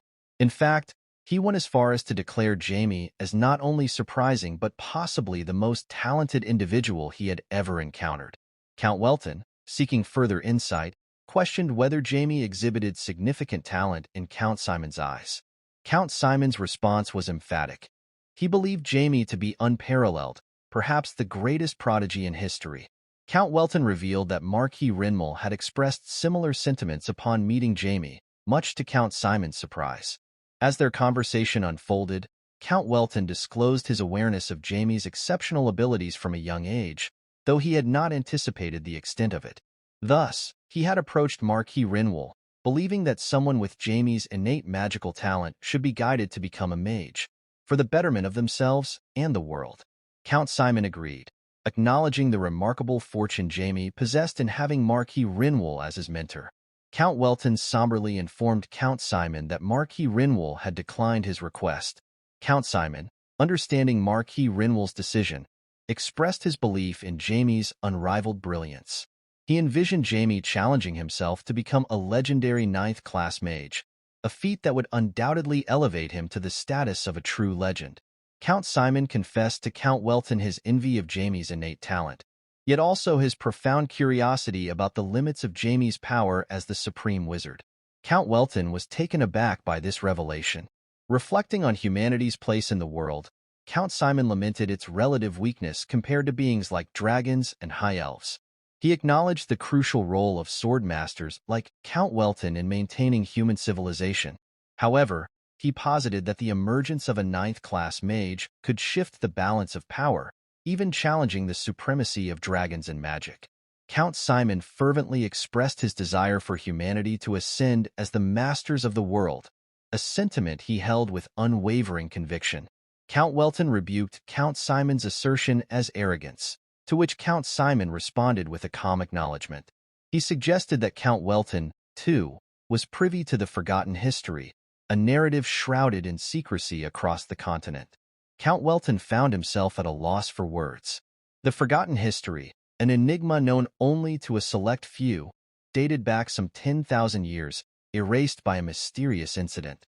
This disappearance remained a testament to the withholding of knowledge by extraterrestrial transcendence, leaving humanity vulnerable. Count Simon revealed his plan to amass power, not out of ambition, but as a safeguard against the repetition of history's vanishing act. He aimed to prevent the unknown forces from dictating human destiny once more. With this weighty exchange concluded, both counts bid each other farewell and retreated to their respective chambers. Meanwhile, in Jamie's room, Count Welton pondered the implications of Jamie's prodigious talents. As a parent, he couldn't help but feel concerned for his son's future. To Count Welton, Jamie was simply a cherished, affectionate child. He resolved to do everything in his power to nurture Jamie's growth into a morally upright individual, despite the lofty expectations placed upon him. The scene transitions to the opulent palace, where nobles have gathered for an ongoing party. Jamie, seated pensively, wonders if his father was upset the previous night. Approaching him is Ash, who inquires about Jamie's well-being. Jamie curtly dismisses Ash, reminding them that their conversation had concluded the day before. Ash then summons her sister, Rebecca Valle, the eldest daughter of the esteemed Viscount family of Valle. Jamie is taken aback by Rebecca's presence, for she is none other than Jane, the woman he loved in his previous life. Jane had met a tragic end at the hands of the gods, leading to Jamie's transformation into the emotionless monster known as Diablo. Jamie never anticipated encountering Jane in a younger form. Suddenly, Alf bursts in, clutching an artifact in hand. He declares his intent to confront Jamie then and there. With a swift motion, Alf unleashes a fire spell towards Jamie, who reacts instantly, neutralizing the attack with his own magic. Alf is stunned to witness Jamie effortlessly blocking his 6th-class magic. However, Jamie, consumed by anger, retaliates with a spell that encases Alf's body in ice. Just as tensions reach a boiling point, Count Welton intervenes, urging Jamie to regain his composure. With the immediate danger diffused, Jamie collapses, leaving Count Welton astonished by the realization that Jamie had truly intended to confront Alf. Initially, Count Welton questioned whether he had misjudged the situation, but he couldn't deny the truth. Jamie was prepared to take down Alf, and Count Welton couldn't have intervened in time to stop him. Count Simon marvels at Jamie's prowess, noting that while Alf's power may pale in comparison to his own, had Alf activated the artifact, he could have easily defeated Jamie. Yet, Jamie's swift reaction to block Alf's attack showcases his exceptional abilities. Count Simon reflects on how Jamie may be the one to fulfill his long-held dream of becoming a 9th-class mage. Amidst the aftermath, Alf's mother accuses Jamie of attempting to harm Alf. Jamie's mother, with a stern expression, corrects her, asserting that it was Alf who initiated the attack. Count Simon promptly apologizes to Madame Welton and Count Welton on Alf's behalf. Grateful for the apology, Jamie's mother thanks Count Simon and informs him that the Welton family will retire to their chambers first. Count Simon acknowledged Count Welton's understanding of the situation before extending an apology to all present at the party. With a firm tone, he declared the festivities concluded and instructed everyone to return to their rooms. As the guests dispersed, Alf's mother confronted Count Simon, questioning his actions toward their son. Count Simon's response was stern. He dismissed her protests as nonsense, leaving Alf's mother in disbelief. Later that night, in a more private setting, Count Simon confronted Alf about his behavior. With a grave expression, Count Simon pressed Alf to explain himself, emphasizing the negative impact Alf's actions had on Count Simon's reputation, as well as that of the Eastern nobles and the entire kingdom. Alf, feeling intimidated, confessed that Jamie had provoked him. Count Simon then inquired about the artifact Alf had used, prompting Alf to reveal that Renan had given it to him. In response, Count Simon summoned Renan, setting the stage for further revelations. Renan entered Count Simon's office, noting his brother's presence with a tinge of frustration. He couldn't fathom that Alf, his elder brother, had failed in his attempt to confront Jamie Welton. Renan concealed his disappointment, opting to maintain an air of innocence for the moment. With a smile, he inquired about the reason for his father's summons. Count Simon wasted no time in questioning Renan about whether he had given Alf the Phoenix race. Renan admitted to it, citing Jamie's mistreatment of Alf as his motivation. However, Count Simon saw through Renan's facade, accusing him of manipulating Alf for his own ends. Shocked by his father's accusation, Renan protested, but Count Simon remained resolute. In a candid moment, Count Simon informed both Renan and Alf that he had no interest in them. Despite being his sons, they lacked the talent he had hoped for. This revelation left Renan and Alf to ponder their father's disappointment. However, Count Simon remained astute to Renan and Alf's intentions, despite their attempts at deception.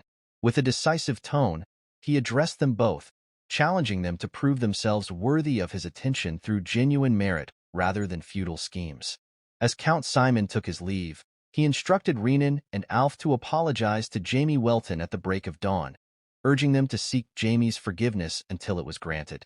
Alf, frustrated by the prospect of facing Jamie again, turned to Renan, questioning whether he would also apologize. Renan remained silent, inwardly grappling with his father's expectations. Determined to prove himself, Renan resolved to meet his father's challenge. Meanwhile, in Jamie's room, his mother watched over him as he slept. She couldn't shake the realization of the genuine killing intent directed at Alf, a mere 9-year-old.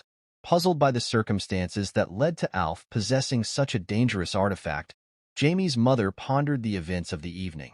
Count Welton entered the room and gently inquired about his wife's well-being, expressing his readiness to fulfill her wishes. Jamie's mother informed him that Count Simon had promptly apologized, and she didn't wish to escalate tensions among the northeastern nobles over the incident. Additionally, they both believed that Alf had been severely reprimanded. With their discussion concluded, Count Welton and Sears, his wife, left the room. Meanwhile, Jamie contemplated his parents' concerns and his own actions during the confrontation with Alf. He acknowledged his inability to restrain himself in that moment. Yet, he also pondered the possibility of Jane's reincarnation. To Jamie, it didn't seem far-fetched, considering his own reincarnation after 10,000 years. However, he realized that Jane's lack of recognition suggested she didn't retain memories of her previous life. This revelation left Jamie puzzled, as he considered the implications of their simultaneous reincarnations. Jamie pondered whether the circumstances surrounding his life were governed by fate or orchestrated by some higher power. In the midst of his contemplation, Black approached him, questioning whether the 12 gods were aware of Diablo's reincarnation as Jamie. Jamie dismissed the notion, asserting that if the 12 gods had known, they wouldn't have left him alone. Determined to unravel the mysteries surrounding his past, Jamie resolved to reunite with Jane. Meanwhile, in a dimly lit room, a cloaked figure spoke of the shifting tides in the world of magic. With a sense of urgency, the cloaked man penned a message detailing Jamie Welton's emergence as a remarkably gifted magician, dispatching it via a fleet of pigeons. As the pigeons soared into the sky, Jamie strolled through the tranquil backyard, his mind abuzz with thoughts of destiny and the enigmatic forces at play in his life.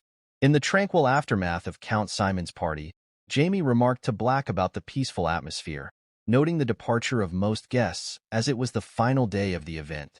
Suddenly, Jamie's senses tingled, prompting him to scan his surroundings for the source of his unease.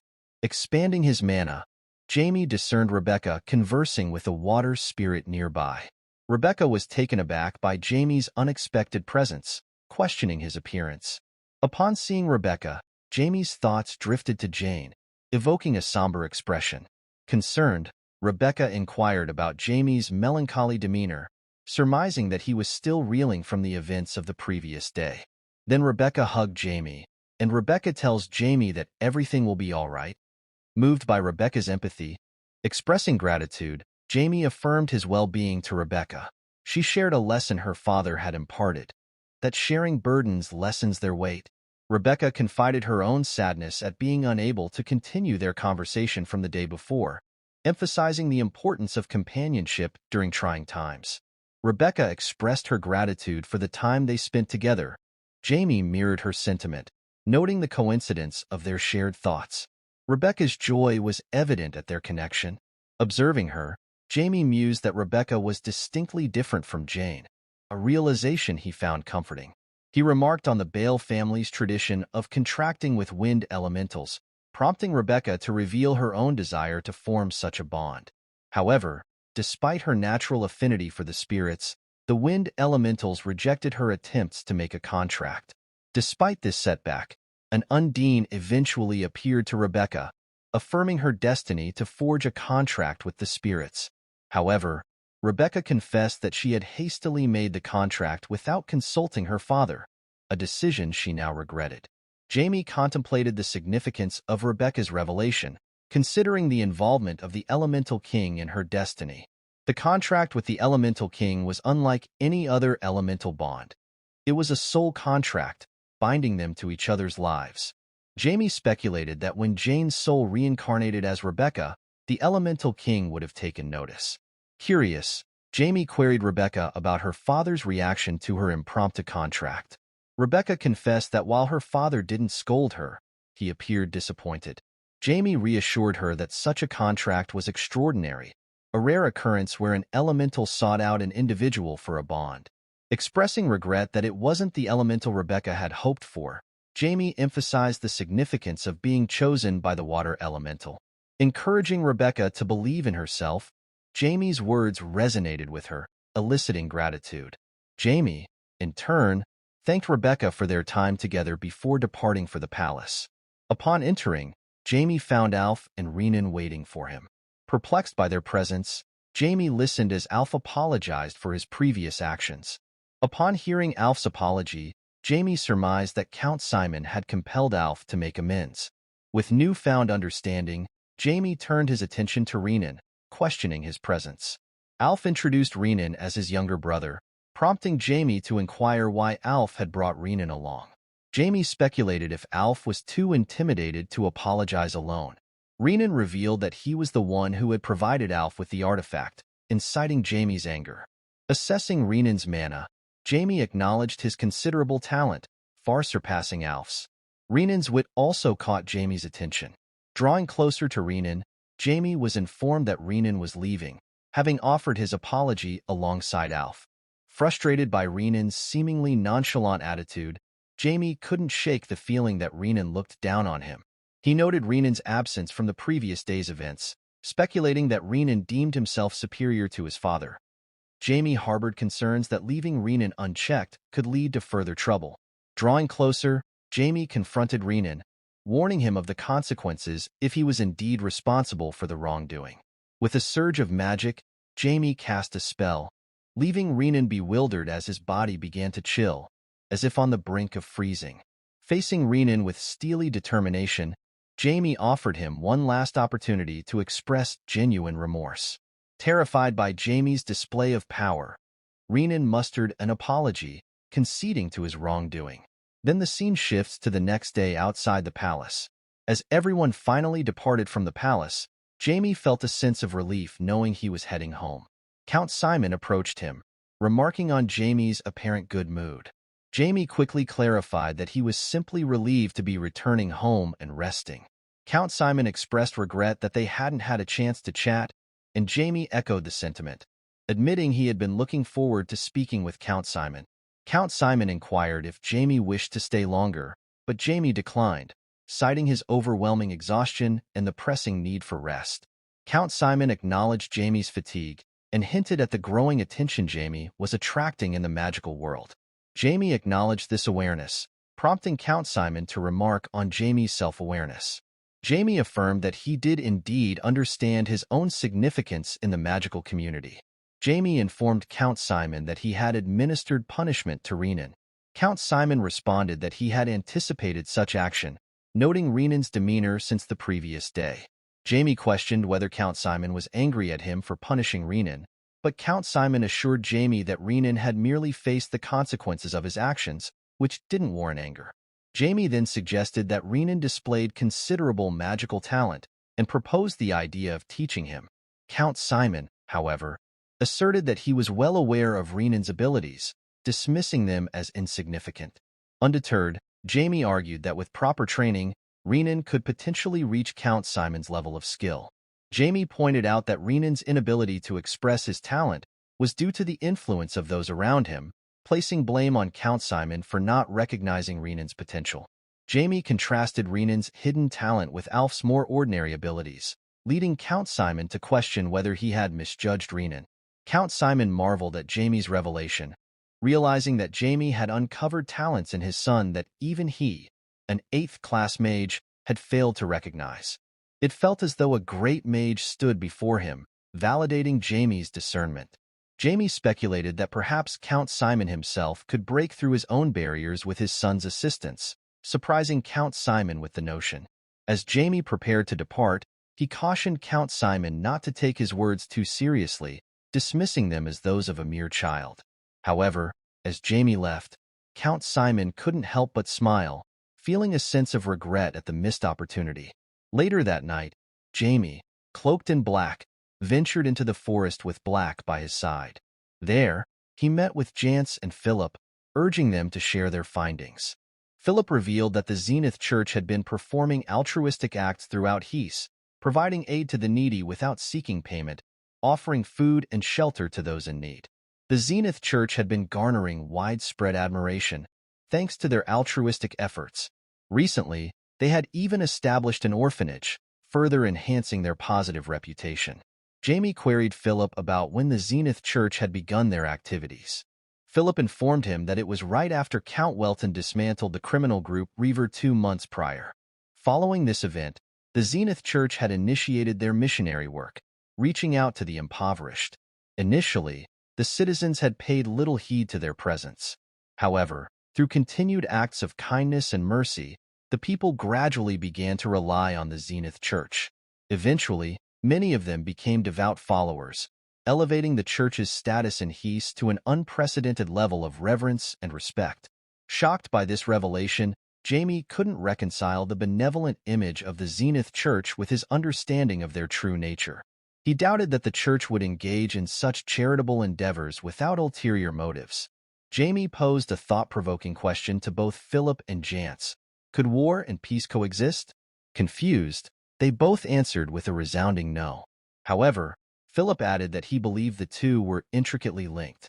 Jamie nodded in agreement, affirming that this notion was precisely what the Zenith Church represented. He expressed his conviction that the church was using its altruistic acts as a guise for more clandestine operations. Jamie urged Philip and Jance to delve deeper into the church's activities and uncover their true intentions. The scene shifts to Zenith Church Orphanage, where a young boy named Ricky is receiving heartfelt compliments from the priest. The priest praises Ricky's hard work and reassures him that, despite his difficult past, he no longer needs to worry. Ricky, who has been at the orphanage for a month and a half, beams with happiness at these words. The orphanage has become a sanctuary for him, a stark contrast to the harsh life he faced on the streets with his younger sister, Anna. Without the orphanage, Ricky knows they might not have survived. Anna, who is blind, and Ricky were abandoned by their parents and left to fend for themselves. To protect his sister, Ricky resorted to desperate measures, committing various misdeeds. Life on the streets was a constant struggle, filled with indifferent adults and relentless hardships. The Zenith Church was the first to offer them a lifeline, and that day marked the beginning of their new life. As Ricky returns to Anna, he feels a profound sense of gratitude and hope for their future. Ricky wants to spread the happiness he has found through God's grace by becoming a priest and sharing this miracle with others. As he dreams of his future, the other children at Zenith Orphanage excitedly tell Ricky and his sister that their friend Shino has been chosen by God for a special purpose. Shino will be leaving for the main church next week to begin his training to become a priest. Hearing this news fills Ricky with excitement and inspiration, as he sees a path to his own aspirations and a way to share the love and hope that has transformed his life. The scene shifts tonight, where we see Jamie flying around the city. Jamie turns to Black and says they are almost at their destination and should descend. As they land, Jamie spots a knight lying on the ground and is taken aback. Sensing a strong holy energy from the knight and noticing his impressive sword, Jamie deduces that this must be a high-ranked cleric. Confused, Jamie wonders why a holy knight is sprawled here and contemplates whether this knight might be trouble. As Jamie approaches, the knight suddenly grabs Jamie's leg, startling him. The knight, in a weak voice, says he's hungry.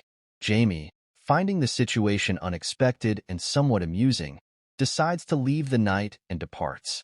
The scene then shifts to the palace, where Jamie is astonished to see the same knight from the previous night sitting at Jamie's family dinner table, eating heartily. The knight expresses his gratitude, stating that without Count Welton's help, he might not have made it. Jamie, still processing the turn of events, watches the knight with a mixture of curiosity and surprise.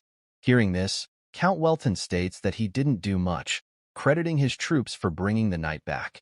The holy knight, named Ras, insists that the soldiers are still under Count Welton's command, so the count deserves thanks. Jamie feels increasingly uncomfortable and can't understand why his parents are treating this knight so kindly. Count Welton then mentions that Ras said he belonged to the Pyro Church. Ras confirms, saying he serves the goddess of mercy, Pyro. Count Welton adds that his wife, Sears, was quite surprised to hear this. Sears nods, agreeing that she was indeed very surprised.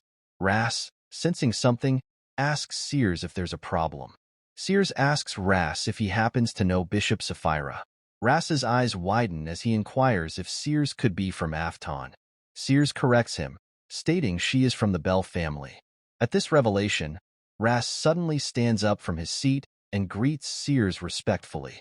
Jamie is surprised by Ras's reaction and thinks about how the Pyro Church exists in Afton, where the Bell family resides, but that alone shouldn't explain Ras's prostration before his mother. Considering that someone Ras would show such respect to would likely be at least a bishop, Jamie is puzzled. In situations like this, Jamie turns to his father, putting on a cute face and asking why the knight is greeting his mother that way. Count Welton responds that it's a long story and promises to explain it to Jamie later. Jamie feels disappointed, realizing that even acting cute didn't get him the information. He thinks that if the Bell family has close ties to the Pyro Church, it could be problematic, especially since Ras is someone Jamie might eventually have to eliminate. Count Welton then asks Ras how he ended up here, noting that as far as he knows, the Pyro Church shouldn't have any business in the eastern region. Ras, still standing respectfully, prepares to explain his presence. Count Welton asks Ras if he is here to expand the Pyro Church's influence. Ras, surprised, explains that he was pursuing someone and ended up here by chance. Intrigued, Count Welton inquires who Ras is pursuing. Ras reveals that he is chasing someone engaged in unspeakable and atrocious experiments, the infamous Chimera Creator. Stunned, Count Welton asks if the Chimera Creator is in haste. Ras confirms but adds that most of the details are top secret, even within the Pyro Church, and he cannot divulge them. However, Ras offers to share more information if Count Welton agrees to listen to his requests and form a contract with him. Count Welton asks if Ras is requesting his help. Ras responds that if Count Welton, a sword master, were to assist, it would be a tremendous help. Meanwhile, we catch a glimpse of the Chimera Creator, who conducts horrifying experiments, creating chimeras from various creatures. Despite their monstrous creations, the Chimera Creators themselves are treated worse than most criminals. At the core of a chimera is a human. While there could theoretically be Chimera Creators who don't use humans, none are known to exist. Count Welton tells Ras that although he can't promise constant support, he cannot ignore this situation due to his in-law's relationship with the Pyro Church. He agrees to help Ras, making Ras visibly happy and grateful. Count Welton then asks why the Pyro Church is after the Chimera Creators and why they haven't sought help from the kingdom. Ras explains that while the kingdom would likely assist, the Pyro Church's prestige would suffer greatly. Moreover, the Chimera Creator they are pursuing has eliminated over 10 holy knights. Hearing this, Count Welton remarks that it means these chimeras can wield holy power. Ras nods, confirming the danger and gravity of their mission. The scene shifts to the garden outside, where Jamie begrudgingly anticipates tea time with his sister and mother. Both call for Jamie eagerly, and he joins them at the table to sip his tea. Sears notices Jamie's curiosity and asks what he's thinking about. Jamie hesitates before asking why Ras knelt before his mother. Sears smiles knowingly, acknowledging that Jamie was bound to ask about the connection between her family and the Pyro Church. She reveals that Jamie's grandfather, whom he never met, was a savior of the Pyro Church. Jamie is taken aback by this revelation. Sears continues, explaining that in the past, when the Pyro Church was robbed of a crucial artifact, Jamie's grandfather played a pivotal role in helping them recover it during the Portsmouth Garden incident.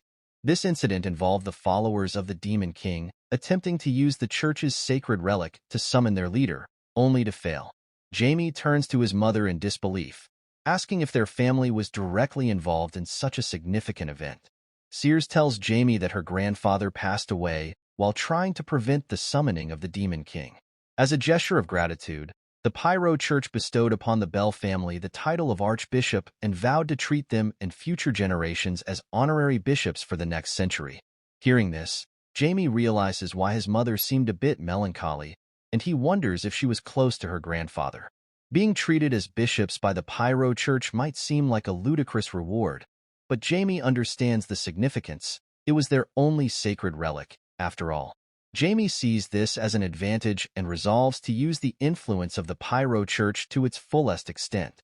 While Jamie knows he'll eventually have to confront Pyro, for now, leveraging their power could be strategically beneficial. The scene shifts to Guinness Church, where the priest gathers the children of the orphanage to announce that their brother Shino has been chosen by God to depart today. Shino's face lights up with joy upon hearing this news. Meanwhile, Ricky and Anna are equally delighted that their brother Shino is finally heading to Mount Chongban. Ricky and Anna approach Shino to bid him farewell. Shino is overjoyed to see them and mentions that the trip was so sudden he feared he wouldn't have a chance to say goodbye. Ricky reassures Shino, mentioning that he heard from the priest that Ricky will join him there soon. Shino expresses his excitement, telling Ricky to hurry and join him at Mount Chongban. As Shino leaves, Ricky feels inspired, resolving that one day he too will become a priest. The scene then shifts to a carriage where the priest informs Shino that they have arrived at their destination. Shino is taken aback when the priest announces they have arrived at Mount Chongban. He can't believe they haven't traveled far at all. As Shino steps out of the carriage, he voices his concern to the priest that they might be at the wrong place. However, the priest reassures Shino to trust him and leads him into a basement. Feeling uneasy, Shino expresses his discomfort to the priest, who then informs a bishop of Shino's arrival. Shino, now visibly scared, questions the bishop, asking if he's really chosen by God, considering he saw a monster at the entrance. The bishop assures Shino that he was indeed chosen. Confused and fearful, Shino asks why he's in such an ominous place instead of Mount Chongban. Suddenly, the bishop's form transforms into a monstrous shape, declaring that Shino will soon become a fine chimera. The scene then shifts to the Haste territory, where Jamie is showing Ras around, introducing him to the sights of the region. Jamie feels frustrated having to act as Ras's guide. Earlier that morning during tea time, Count Welton had asked Ras if he would like to tour the Haste territory, to which Ras eagerly agreed. Count Welton then assigned Jamie the task of being Ras's guide. While Ras was delighted by the idea, Jamie was far from pleased with the arrangement. Reluctantly, Jamie became Ras's tour guide. Now, in the present moment, Ras is surprised to see that despite being only 9 years old, Jamie shows no signs of exhaustion after a full day of walking.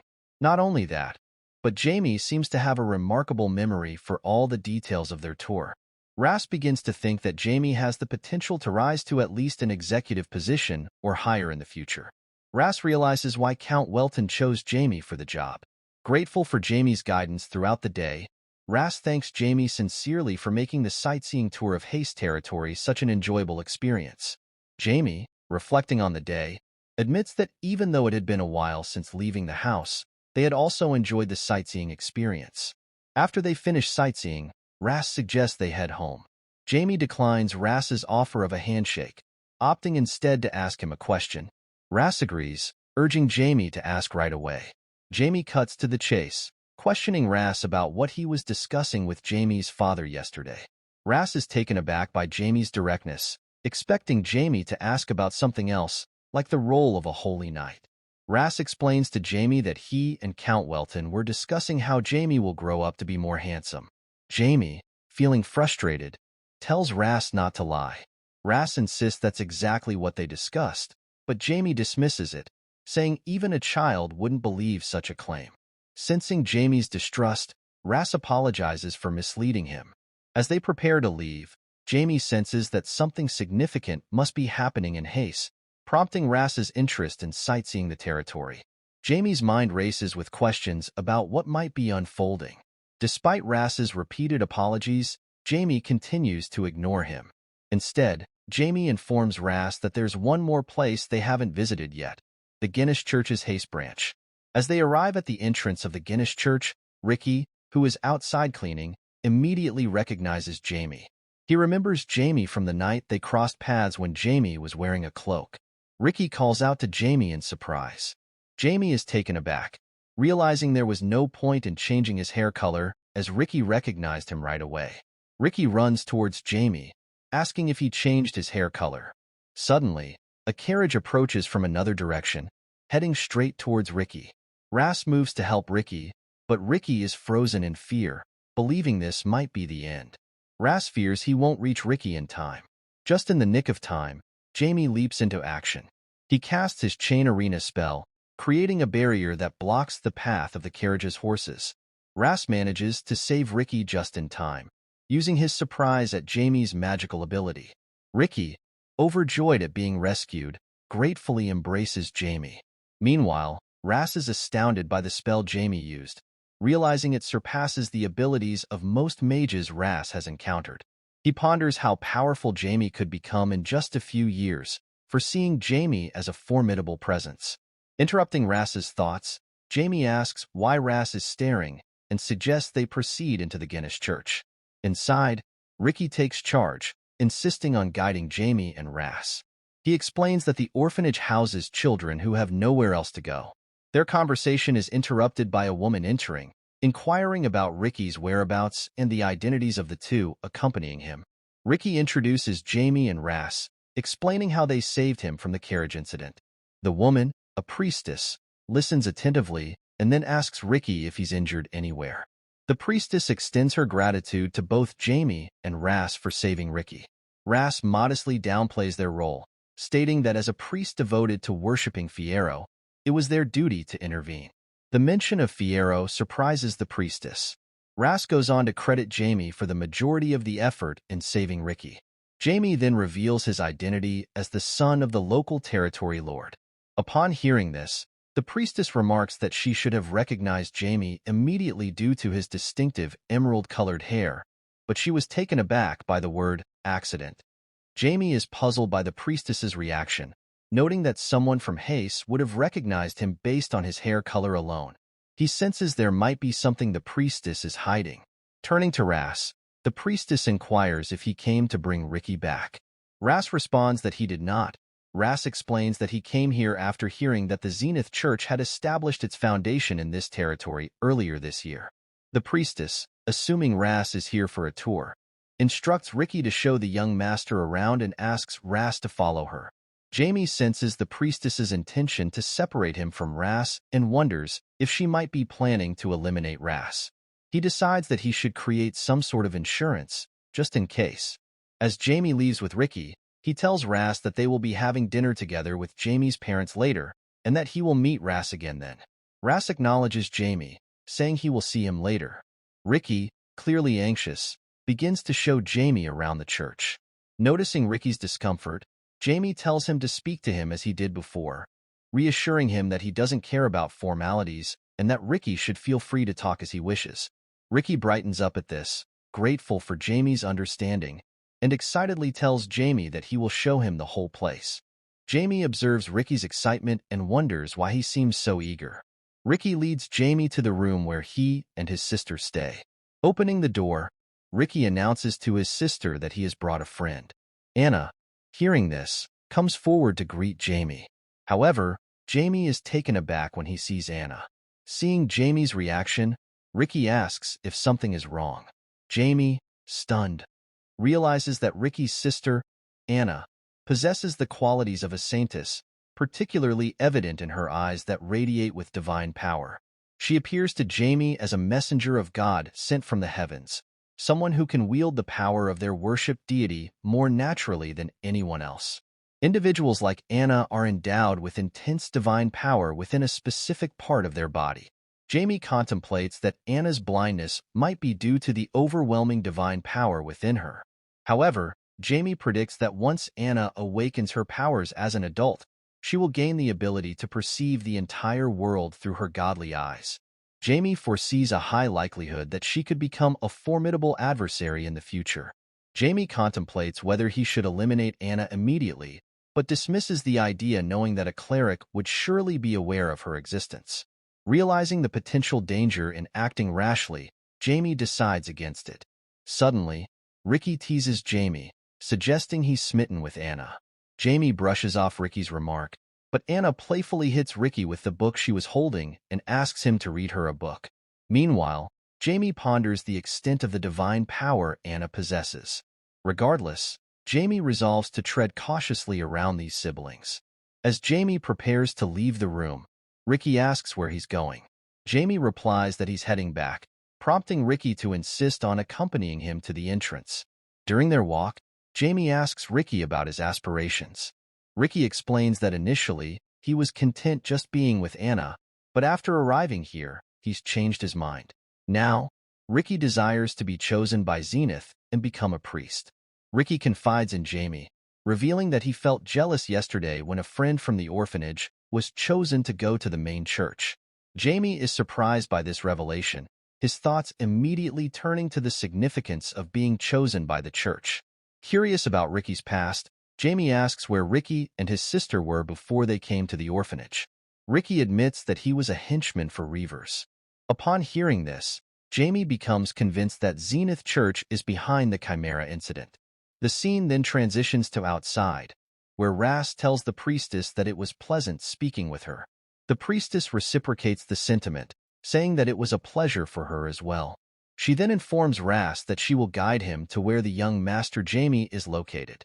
Ras expresses his gratitude to the priestess, thanking her for her assistance. As they walk, Ras thinks to himself that the priestess seems very tight-lipped.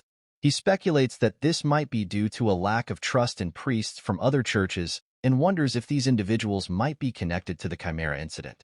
Eventually, they meet up with Ricky and Jamie. At that moment, the head priest arrives and greets both Ras and Jamie. Jamie introduces himself, but internally notes that the circumstances suggest that the Zenith Church has been targeting the children. The head priest then inquires about Ras, asking Jamie who he is. Ras introduces himself, stating that he serves Fierro. Meanwhile, Jamie is deep in thought, wondering about the true goals of the Zenith Church and what they are attempting to achieve. He suspects that the head priest's presence is related to these mysterious objectives. The head priest apologizes to Jamie and Ras for not being present when they visited the church. Ras reassures the head priest that it is all right, mentioning that he enjoyed his conversation with the priestess. However, Jamie remains uneasy as he senses a strange energy emanating from the knight accompanying the priest. The strong divine power suggests that the knight is a paladin, but Jamie finds Ras's reaction unusual. There must be something about the paladin that does not seem to fit. Afterward, both Jamie and Ras leave the church. Jamie informs Ras that he heard from Ricky earlier about a friend of Ricky's who was chosen by God and sent to the main church. Ricky expressed his jealousy and mentioned that he wanted to become a priest. Hearing this, Ras smiles and tells Jamie that Ricky is a good kid, and he is confident that Ricky will become a priest one day. Jamie, feeling that this was not a sufficient hint, decides to change the topic. He asks Ras if he has heard from Jamie's father by any chance. Ras, puzzled, asks Jamie what he is referring to. Jamie explains that his father destroyed a criminal gang called Reaver 2 months ago. Apparently, the gang had been involved in kidnapping children. Ras is shocked upon hearing this. Jamie further explains that Ricky had also told him that he was part of the Reaver gang before coming to the orphanage. Observing Ras's expression, Jamie thinks that Ras seems to have finally connected the dots. Jamie decides to provide one more clue to solidify the connection. Jamie informs Ras that the Zenith Church is supposed to be a church that engages in charitable work. Hearing this, Ras becomes frustrated and thinks to himself how he could have overlooked this fact. The Zenith Church is known for rarely doing charity work, which implies that they set up the orphanage to use the children for ulterior motives. The scene then shifts to the palace, where Ras informs Count Welton about the Zenith Church's and Reaver gang's involvement. Ras also mentions that there is a child named Ricky at the orphanage who had worked for the Reaver gang. Count Welton responds by saying that he had only been observing the Zenith Church because they appeared to be positively influencing the territory. Ras then informs Count Welton that he met the bishop and a paladin on his way out of the church, but he couldn't figure something out. Count Welton asks Ras what he couldn't figure out. Ras explains that he sensed a strong divine power from the paladin but couldn't determine if the individual was truly a paladin of the Zenith Church. Ras states that the divine power felt like it was combined with other elements, leading him to suspect that the paladin was actually a chimera. Surprised, Count Welton finds it hard to believe that a chimera could wield divine power. He asserts that if this is true, they cannot remain idle and declares his intention to lead his knights to the Zenith Church immediately. However, Ras advises caution, suggesting that they first need to be certain of the evidence. Ras assures Count Welton that he will find the necessary proof. Count Welton expresses concern for Ras's safety, noting that it will be too dangerous for him to investigate alone. Ras responds that he is prepared for the danger. Count Welton then asks Ras about his chances of success. Ras confidently replies that he feels he has the upper hand in this situation.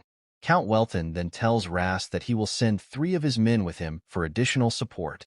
Suddenly, 3 knights appear behind Ras, startling him, as he couldn't even sense their presence. Count Welton explains that these are Shadow Knights who protect the Welton family, and they are at the expert level. He assures Ras that they should be helpful enough for his mission. Ras observes that although these knights may wield long swords, their presence and appearance are akin to those of assassins. He thanks Count Welton and assures him that he will uncover the true intentions of the Zenith Church. Meanwhile, Jamie has been eavesdropping on their conversation using a magical entity named Black. Jamie deduces that the Zenith Church is likely in a rush for some reason, given how they are pushing their agenda despite the risks. He instructs Black to deliver a letter to Reiser. As Black departs, Jamie resolves to prepare himself as well, knowing he will need higher-level magic for the upcoming battles. Jamie vows to take down the Zenith Church. Jamie then uses a memorization spell, a technique that allows a person to use magic smoothly by imprinting spells and mana operations in their mind in advance. The scene then shifts to a house, where Jance asks Philip how long they have to stay there, as they cannot see the suspicious knight at all. Philip tells Jance that they must simply follow their orders. Jance complains to Philip that he is getting bored because there is nothing to do. Suddenly, a knight appears from behind and attacks Jance, who narrowly dodges the strike. Philip is shocked to see that the knight is using divine power. The knight declares that he will take down both Jance and Philip right then and there. Philip urgently tells Jance to hurry and inform their master. As Jance runs towards the window, the knight charges at him to strike. At that moment, Philip pushes Jance out the window, taking the knight's hit directly. Just then, Jamie uses his Dark Dimension spell to create a barrier around the house. He enters the room and calmly asks Philip if he had called for him. Jamie states that with the barrier in place, no one else will be able to find out what happens here. He reflects that although he managed to use the memorized spell with Black's help, 6th class magic remains challenging for him. Without hesitation, the knight charges at Jamie. In response, Jamie employs his 5th class magic spell, Gravity, intensifying the gravitational forces in the area to suppress the knight's movements. The knight falls to the ground, and Jamie follows up by using Grip of the Dead to further restrain him. Then, Jamie unleashes another spell directly at the knight, who remains injured and grounded as the dust settles. Jamie acknowledges the knight's expertise, but remains undeterred. Suddenly, the knight charges at Jamie with full force. Jamie, however, remarks that the knight has spirit but has unfortunately met his match today. Jamie then invokes Marionette, a spell that attaches and controls with strength. He blocks the knight's strike just before it reaches him, and we witness the knight taking a knee. Jamie informs the knight that fragments of dark magic entered the knight's body during the recent explosion. Consequently, everything that once belonged to the knight now belongs to Jamie, leaving the knight powerless. Internally, the knight acknowledges losing control of his mana and being unable to wield black magic. Facing an unbeatable foe, the knight sees no point in continuing the fight and decides to escape using a light spell. Witnessing this, Jamie swiftly attempts to use his Dark Hand spell to strike the knight. However, Jamie fails to intercept the spell in time and steps back, commanding Black to create a diversion. The resulting explosion frustrates Jamie, who realizes his vulnerability without Black's intervention.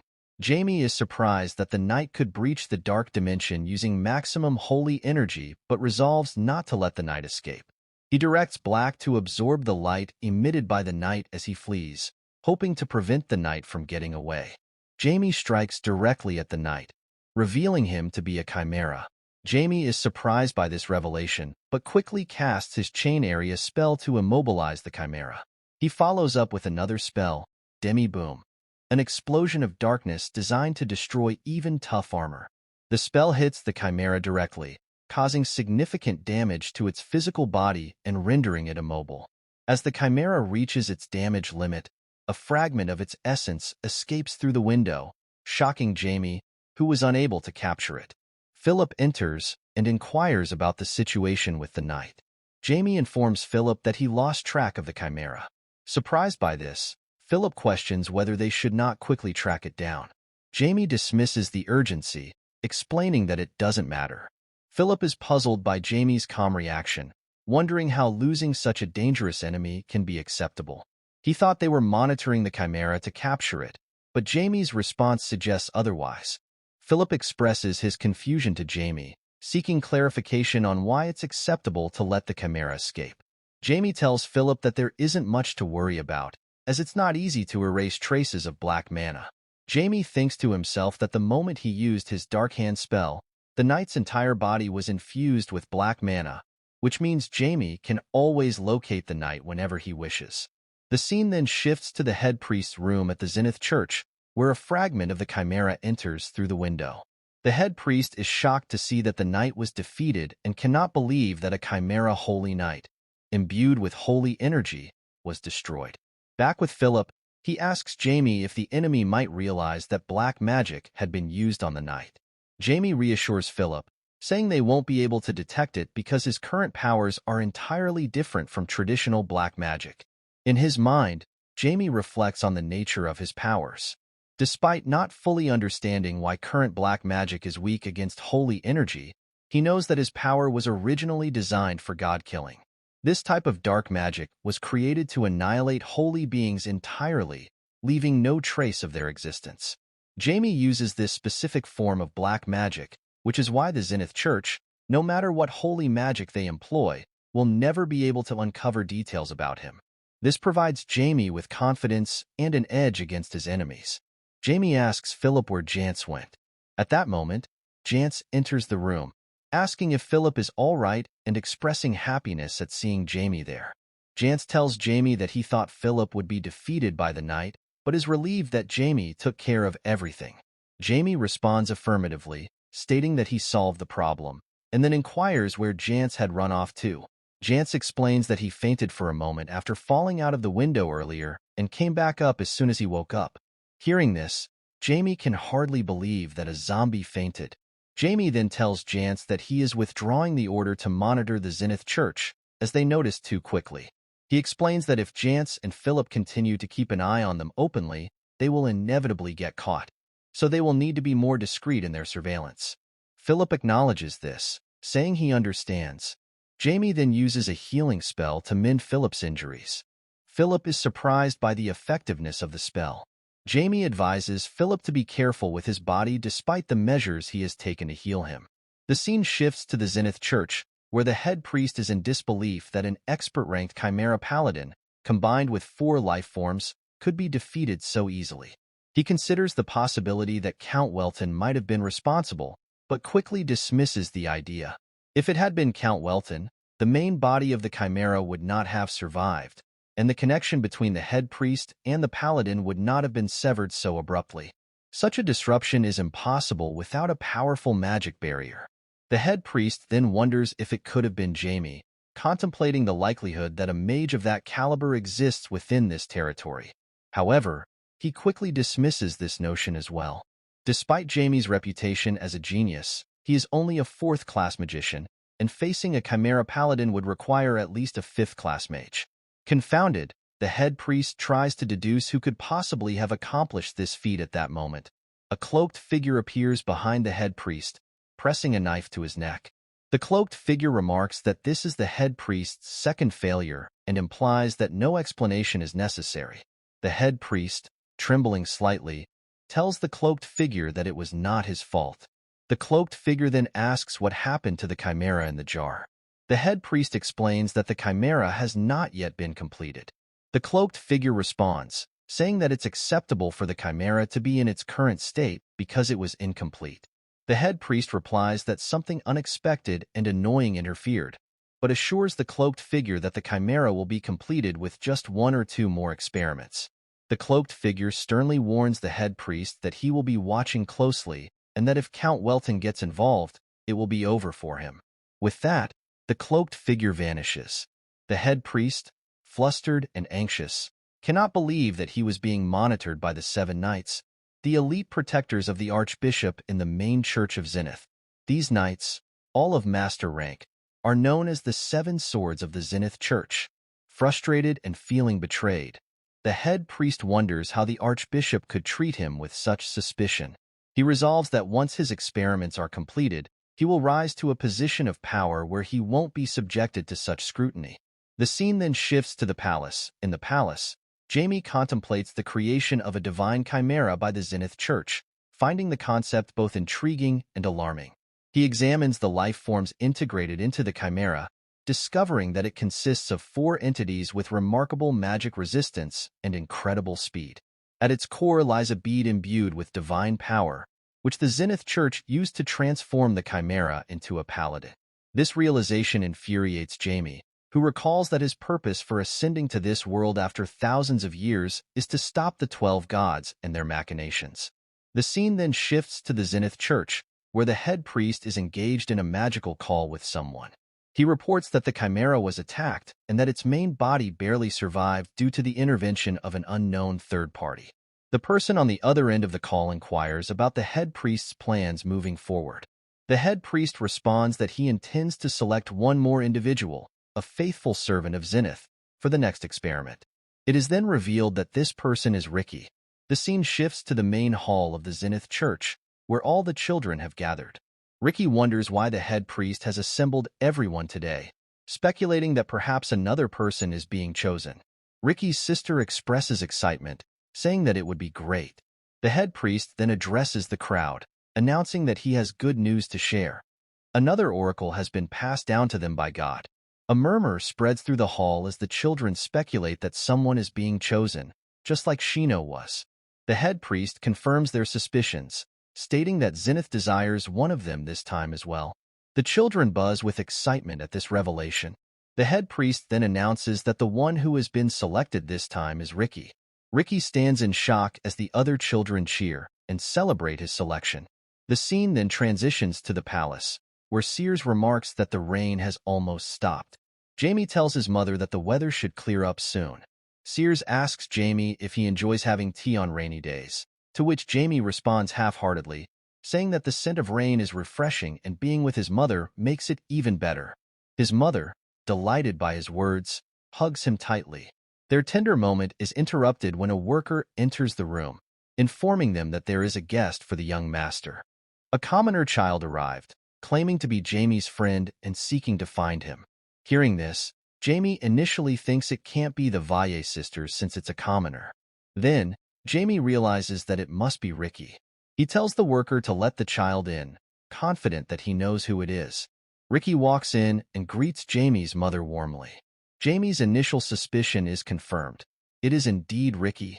Jamie feels a surge of frustration, wondering who gave Ricky the authority to decide they were friends. Sears, Jamie's mother, asks about Ricky's identity and where he lives. Ricky introduces himself politely and informs Sears that he is staying at the Zenith Church. Sears is pleased to hear this and asks Ricky why he has come to see Jamie. As Ricky starts to explain the incident, Jamie quickly interrupts, suggesting they should play by themselves and let his mother rest. Sears observes this and thinks Jamie might be embarrassed in front of his mother because his friend is here. On the other hand, Jamie is anxious, fearing the consequences if his mother discovers the truth. He worries about what kind of punishment she might impose if she finds out. Sears then tells Jamie that he needs to give his mother a goodbye kiss. Frustrated, Jamie realizes there is only one solution. Reluctantly, he goes to kiss his mother, and Ricky is shocked to witness this display of affection. As Sears leaves, Ricky comments that it seems Jamie's mother really loves him. Jamie, eager to change the subject, tells Ricky to forget about that and explain why he is here. Ricky reveals that he has been chosen and will be leaving soon, so he came to say goodbye to Jamie. Jamie is shocked by this news. The scene then shifts to outside, where Ras is exhausted. He thinks about how there hasn't been even a shadow of that strange paladin for the past few days, and he hasn't learned anything new while monitoring the church. Ras sees Ricky leaving the palace and greets him. Ricky responds with a smile, and Ras tells him that he should call him Hyung, older brother. Ras then asks Ricky if he came to see Jamie. Ricky confirms this and shares that he received an oracle from the god Zenith. Ras is surprised by this revelation. Ricky happily tells Ras that he has been chosen and will be departing for the main Zenith church tomorrow morning. Hearing this, Ras thinks to himself that this is how Zenith tricks children into becoming servants of a god. Despite his inner turmoil, Ras congratulates Ricky and assures him that he will become a great priest. Ricky is elated and vows to help those in need, just like Ras Young. After saying his goodbyes to Ras, the Shadow Knight steps forward. With a serious expression, Ras informs the knight that they will follow the carriage Ricky will be riding in the next morning. Ras is determined to show Zenith what true punishment is. The scene then shifts to the next day. Ricky stands surrounded by the other children, thanking them for coming to see him off. He promises to return as a fully fledged priest. Ben, Ricky's friend, assures him not to worry about Anna, promising to take good care of her. Ricky thanks Ben and then turns to Anna, telling her not to worry about him. He promises to come back soon and become a priest. Anna, fighting back tears, tells Ricky that she will be waiting for her brother and urges him to take care of himself and eat well. Ricky hugs his sister tightly, reminding her to take care of herself and eat her meals even when he's not there. With a final promise to become a priest, Ricky departs from the church. Ras watches from a distance and orders the Shadow Knight to follow the carriage. The scene shifts to Jamie's room, where he uses his dark magic to monitor Ricky's departure from the Zenith Church. Jamie checks to ensure that his hidden tracker on the Chimera is functioning well. Jamie states that he knew the traces of black mana belong to the Guinness Church, as 3 things are needed to create a holy Chimera. First, there must be a sacrifice. Next, a Chimera creator is required to lead the experiment. Finally, a high-ranking priest is needed to infuse holy energy. There is only one high-ranking priest in this area, the Guinness Bishop. Jamie thinks that if it's Ras and the Knight, they will be able to take care of the lab by themselves. Jamie only needs to deal with the bishop, and it will be checkmate. The scene shifts to the Guinness Church, where the bishop states that it is time. The bishop reaches through the magical mirror connecting to where Ricky is standing. As the bishop is about to grab Ricky, black mana emerges and pulls the bishop, causing him to fall to the ground. Shocked, the bishop asks who it is. Jamie, cloaked, reveals himself and comments that the bishop talks roughly for a cleric. The bishop, thinking it's a black magician, recognizes Jamie as the one who defeated the Holy Knight. The bishop, angered, releases his aura and states, "How dare Jamie get in the way of my plans?" He then casts a spell named Battle Sanctuary, covering the entire room in a magic circle. In this sanctuary, the priest's power is multiplied several times. Seeing the spell, Jamie thinks that if it's a sanctuary deployed by a bishop, the bishop possesses the strength to destroy a boulder with one hand. The bishop informs Jamie that he will end this quickly and strikes at Jamie with his manhwa-fest. Jamie barely manages to dodge the bishop's attack. Seeing Jamie struggling, the bishop asks, "How was that?" and goes to strike again. Jamie, with a smirk, inquires if this is all the bishop can do. Shocked to hear this, the bishop is taken aback. Jamie then uses his dark spell to stop the bishop from striking. Surprised, the bishop asks how Jamie is able to use black magic in the sanctuary. Jamie informs the bishop to look carefully, and the bishop sees that the sanctuary is being consumed by dark magic. The bishop states that it's impossible. Jamie, smiling, informs the bishop that it is possible. Jamie then uses his dark magic to push the bishop, sending him flying into the wall. As Jamie approaches, he tells the bishop that he has many questions that need answers. The bishop retorts, asking if Jamie thinks he will reveal everything to him. Jamie tells the bishop not to misunderstand, as he doesn't need the bishop's permission to get the answers he wants. Jamie then uses his mind-reading spell to extract the information he needs. The scene shifts to the underground lab, where the Chimera creator is frustrated as the experiment is delayed. He orders the Holy Knight to check on Lincoln's whereabouts. At that moment, he senses a presence above, realizing that Lincoln was followed. Ras and the Knight are then seen entering the building, ready for action. One of the knights inspects a bookshelf and informs Ras that he feels a breeze coming from behind it. Ras states that there must be something behind the bookshelf. As Ras picks up one of the books, the bookshelf opens to reveal a hidden path. Surprised by what he sees, Ras informs the knight that the air smells bad and that they should prepare for combat. Suddenly, someone strikes at Ras, but he is able to block the attack in time with his sword. Ras finds the strike heavy and powerful. When another strike comes, Ras is pushed back. The knight, surprised, inquires if Ras is all right. Ras informs the knight that he is fine and thinks they have come to the right place. They then see that the one attacking Ras is a chimera. Jamie reads Lincoln Bishop's memories, which reveal their intention to create a strong army at any cost. Jamie asks the bishop if such an oracle was made, and the bishop confirms it.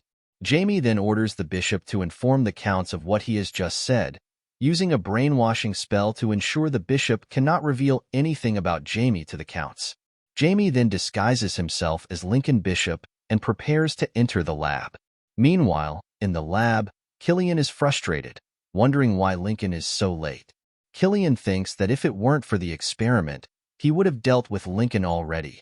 He releases another chimera, hoping it will take care of the intruders upstairs, as Killian has already captured Ricky but still needs the body of the destroyed chimera. At that moment, Lincoln, actually Jamie in disguise, enters. Frustrated, Killian asks Lincoln where he has been. Lincoln, Jamie, explains that he was ambushed by a suspicious person and was delayed because he had to deal with that person first. Killian inquires further about this suspicious person. Lincoln informs Killian that he thinks the person who ambushed him is the one who took down the Holy Knight. Hearing this, Killian wonders if that person is working with the intruders and worries that any further delay will interfere with the experiment. Killian then asks Lincoln where the body of the chimera is. Lincoln replies, "Didn't you say there was an intruder? And you're still planning to continue as is?" Killian tells Lincoln that he will finish soon enough, and there is no need to worry about the intruders, as he has already sent a chimera to deal with them. Hearing this, Lincoln, Jamie, wonders what kind of chimera Killian sent.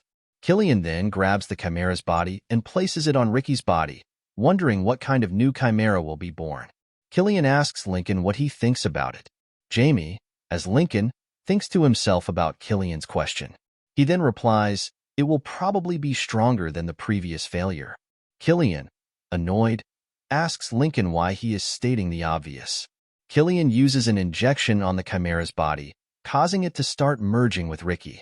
At that moment, Killian tells Lincoln that everything is going according to their plan. Jamie, playing along, replies, "Sure," while thinking to himself that Killian has definitely lost his mind. Frustrated, Killian suddenly asks Jamie about his true identity. Jamie responds, "What are you saying? I am Lincoln."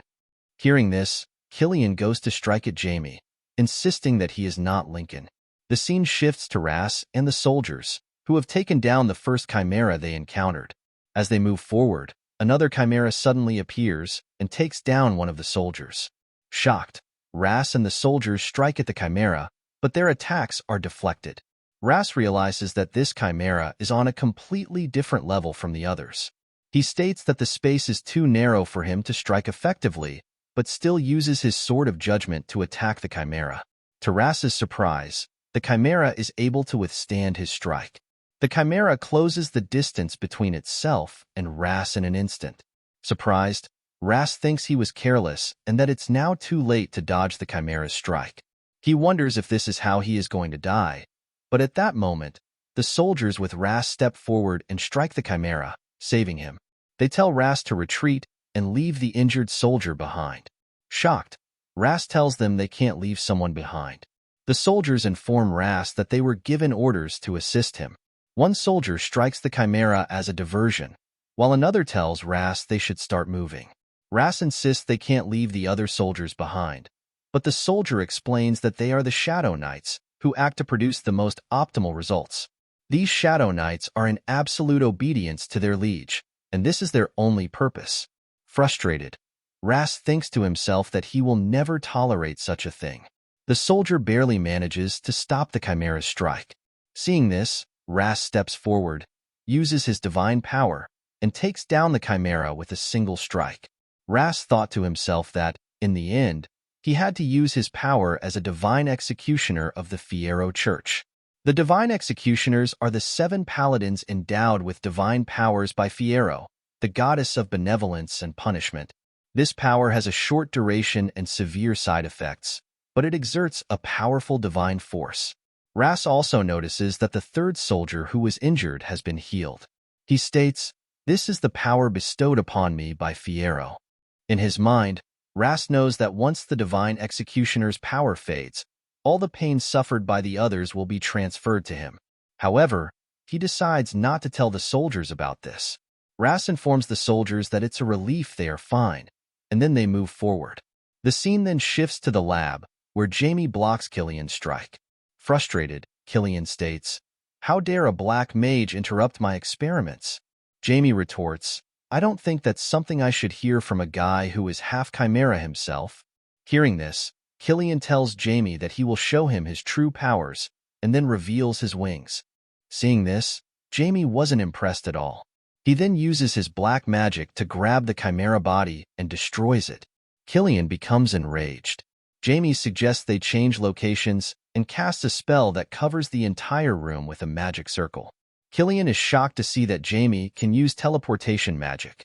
Killian thinks he can nullify it by destroying the circle, but to his surprise, he is unable to break the spell.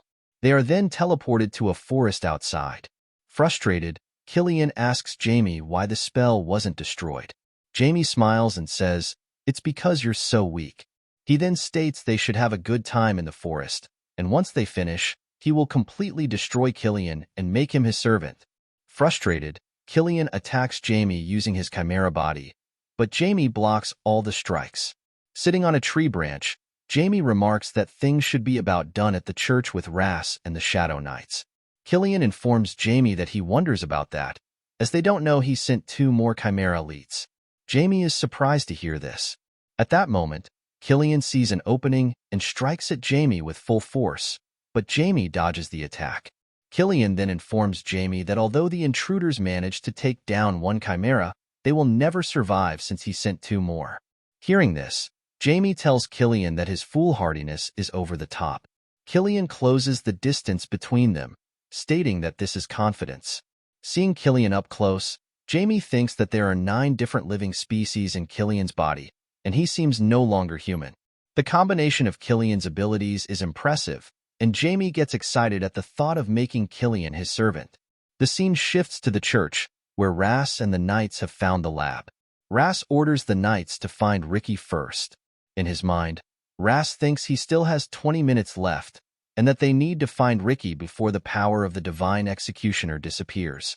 As they search the area, Ras senses an incoming strike and quickly dodges it. One of the knights is shocked to see that the attacker is a chimera capable of using sword ki. Ras can't believe what he is seeing. The knight informs Ras that another chimera has appeared. Observing the chimera, Ras realizes it is a demon horse and ogre chimera. Shocked, Ras thinks that these are monsters even expert ranks struggle against. He acknowledges that he alone cannot fight these creatures. Ras then thinks about Ricky and calms himself. He orders the Shadow Knights to prepare for battle. Meanwhile, Ricky wakes up, disoriented and confused about his surroundings and why he is there. He looks around and is shocked to see his friend Shin in a tube. Ricky is bewildered, questioning how being chosen, which should be a blessing, could result in such a situation. Despite his confusion, Ricky calms himself and decides that his priority is to escape the place. Frustrated, he vows never to forgive the Guinness Church for what they have done. As Ricky makes his way to an alley, he hears sounds of a fight nearby. Ricky thinks that someone has come to save him and is relieved to see that it is Ras. Overjoyed, Ricky watches as Ras blocks a chimera's strike. The chimera, noticing Ricky, attempts to strike him. Ras quickly orders the Shadow Knights to stop the chimera. As one knight moves to intercept it, the second chimera confronts the knights, blocking their path. Ricky, terrified and unable to move, watches the chimera in front of him. Ras advances and strikes the chimera from the side, trying to divert its attention away from Ricky. To Ras's dismay, the chimera continues its attack on Ricky with full force. Ras is stunned, realizing he might not be able to save Ricky. However, Ricky's body is surrounded by divine power, allowing him to withstand the chimera's strike. Relieved, Ras quickly tells Ricky to hurry and come to him, as it is dangerous there. Ricky rushes to Ras. Afterward, Ras checks on the Shadow Knights, who are barely managing to block the chimera's strikes. Ras thought to himself that he could last at most 10 minutes or less, and realized he couldn't fight effectively while protecting Ricky. He tells Ricky to go ahead, suggesting that Ricky would only hinder him if he stayed. Ricky agrees and runs towards the forest, telling Ras to make sure he returns safely. As the second chimera charges at Ras, he resolves to eliminate it. Meanwhile, Ricky runs and suddenly sees a light take down the monster, causing his stomach to lurch. He also experiences a strange feeling from the monster. Ricky spots a door and exits into the forest, reflecting that everything about the Guinness Church was a lie. He worries that his sister, Anna, must be alone at the orphanage. Feeling a peculiar urge to leave, Ricky ventures deeper into the forest. Back with Killian, he tells Jamie that Jamie is skilled at escaping. Killian then strikes at Jamie, surrounding him and preparing to hit him directly. To Killian's surprise, Jamie vanishes from in front of him. Killian looks around, trying to locate Jamie. Meanwhile, Jamie has teleported to a tree branch and begins using his Dark Dimension spell. Seeing this, Killian realizes it's a trap and that Jamie is attempting to restrain him. Smirking, Killian remarks that Jamie's trap won't be enough to take him down. Killian pinpoints Jamie's location and strikes, but Jamie counters with his Tentacle Hurricane spell to block the incoming attack. Jamie finds the situation thrilling, noting that Killian has combined Chimera abilities with magic. However, Jamie doubts that this is all Killian is capable of. Killian is pleased to see that his strike hit Jamie directly, but he is shocked when Jamie reappears behind him. As Killian prepares to strike Jamie again, Jamie teleports to Killian's left side. Killian cannot believe how quickly Jamie can teleport. Jamie informs Killian that he was tricked by a clone. Jamie used his 4th-class dark magic spell, Doppelganger, which creates a clone capable of utilizing a portion of the caster's abilities.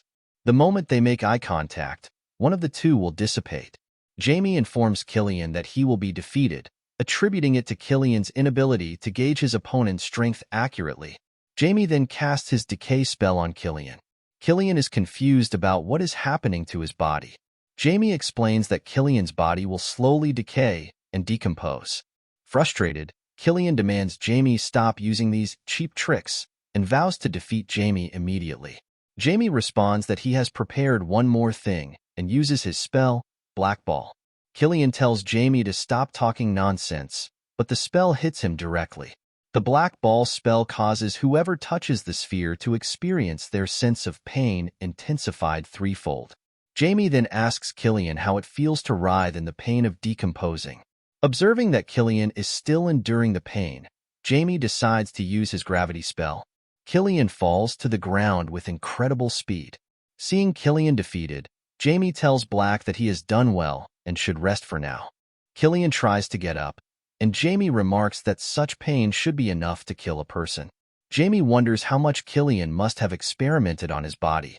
He further comments that Killian is so broken that Jamie doubts he would even be able to use his undead magic.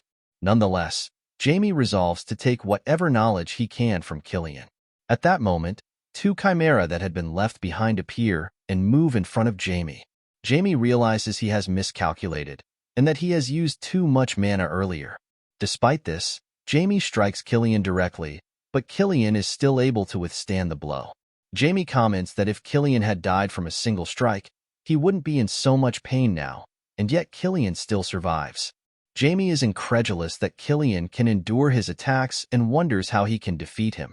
Meanwhile, Ricky is worried and confused about his direction. Suddenly, an explosion startles Ricky, who mutters that he knew he shouldn't have come here. Another explosion follows. Jamie realizes that he has no mana left to create a shield and will be unable to avoid Killian's next attack. At that moment, Ricky spots Jamie and wonders why he is there. As Killian strikes at Jamie, the Chimera gathers its mana and fires a beam towards him. Ricky, determined to save Jamie, rushes to his aid. Ricky apologizes to Jamie, explaining that his body moved on its own. The Chimera's strike lands, causing a massive explosion. As the dust settles, it is revealed that Jamie barely managed to withstand the blow, while Ricky was hit directly by the Chimera's attack and lies dead in front of Jamie. Jamie is stunned by the sight and reflects that once again, someone has died because of him. He is unable to believe that this tragedy has repeated itself. Seeing Jamie's despair, Killian begins to mock him, claiming that he will soon defeat Jamie just as he did Ricky. At that moment, Jamie recalls his comrades from his past life as Diablo, remembering how they helped him in every situation.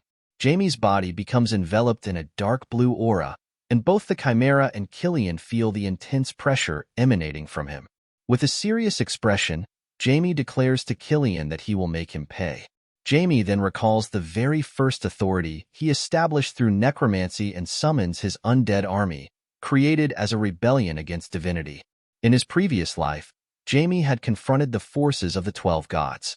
Seeing Jamie's undead army, Killian starts to laugh, questioning whether Jamie really believes he can defeat him with such a low-level force. Jamie then commands his army to attack. Instantly, The two chimera are taken down, leaving only Killian. The undead soldiers surround Killian, and Jamie declares that this is his domain where death begets death and where he reigns in his own hell. The undead soldiers take down Killian with a single strike. Following this, a green, glowing orb emerges from Killian's mouth. Jamie quickly grabs the orb and recognizes it as the bead of life, an artifact that charges itself with life force. Despite the extensive experimentation on Killian's body, the vitality he exhibited was inexplicable without the bead of life. Jamie is elated, realizing that this find was beyond his expectations. With the bead of life in his possession, Jamie can now surpass his limits. He sends his undead army away, stating that he will summon them again at a later time. Afterward, Jamie begins to cough up blood, realizing he has pushed himself too far. The rebellion against divinity remains too strenuous for him, but he cannot afford to lose consciousness. Jamie is determined not to let Ricky die in vain and plans to make him his servant, believing it would be a better outcome. As Jamie begins to use his necromancy spell on Ricky, divine energy suddenly emanates from him. Shocked, Jamie is confused by this development until he sees that it is a goddess. The goddess questions Jamie about his identity and why he is trying to take what belongs to her. Jamie is stunned to recognize her as Pyro, the goddess. Pyro acknowledges that Jamie seems to be familiar with her. The scene shifts to the outside, where Lincoln, under Jamie's spell, arrives at the Count's office to reveal everything. However, before he can speak, a high-ranking member of the Guinness Church takes Lincoln down with a single strike and orders that Hayes be dealt with accordingly, ensuring the judgment of heretics is carried out. The scene shifts to Ras, who is relieved to have barely managed to take down the Chimera within the time limit. Ras reflects on the intense pain he is experiencing but is grateful that no one died. Shadow Knights rush to Ras, asking if he is all right. Suddenly, divine energy surrounds Ras, healing all his injuries. Shocked, Ras realizes that the Pyro Goddess has arrived. The Pyro Goddess then questions Jamie about how he knows of her. Surprised, Jamie wonders how the goddess has descended, considering the immense burden that would be placed on the laws of causality from merely an illusion. Angrily, the Pyro Goddess demands to know if Jamie heard her voice, causing Jamie's head to throb. She insists that Jamie answer her immediately. Jamie responds that he only knew Ricky's sanctity belonged to the Pyro Goddess. The goddess then inquires if Jamie is claiming he turned Ricky into an undead despite knowing this. Jamie explains that he didn't want Ricky to die.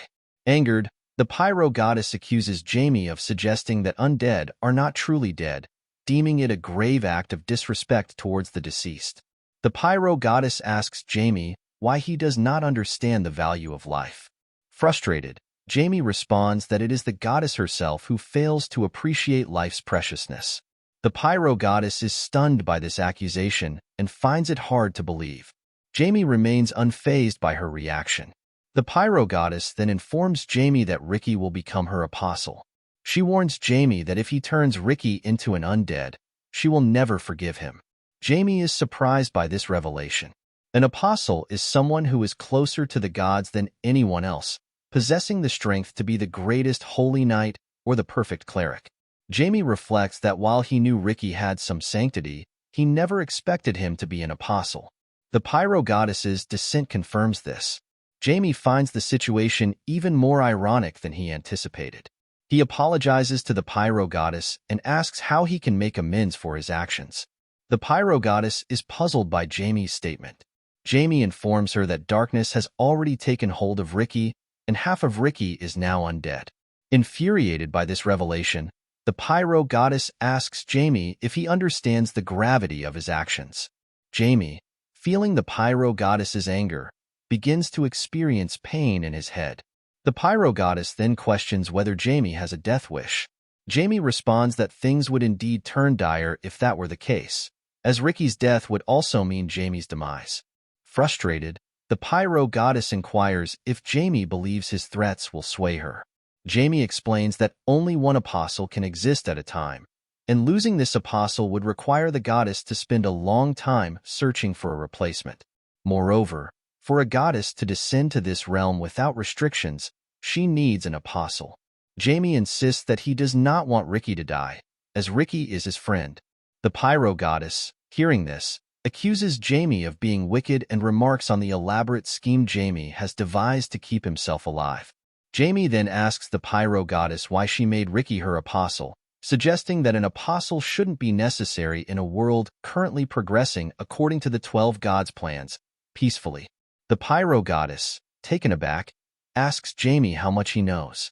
Jamie continues, referencing the holiest of the 12 gods, the one who loves all and possesses the authority to reform evil. He speculates that perhaps it was the pyro goddess who was cast out. The goddess is left speechless by this revelation. Observing her reaction, Jamie concludes that there is a significant dissonance and that the goddess cannot lie against her sanctity, leading her to remain silent. Jamie then mentions Diablo Volfir, prompting a surprised reaction from the pyro goddess, who asks how Jamie knows that name. Jamie explains that he is the legacy of that man. The pyro goddess is incredulous, as Diablo was said to have been defeated by the 12 gods, but realizes she cannot remain here any longer. Jamie suggests that the pyro goddess should ally with him. Before disappearing, she tells Jamie to visit her domain, where they can discuss matters properly. Jamie thinks to himself that if things go well, he might end up with a valuable asset. Meanwhile, Ricky opens his eyes and is surprised to see Jamie. Ricky then asks Jamie if he is all right and inquires why Jamie is bleeding and why his eyes have turned purple.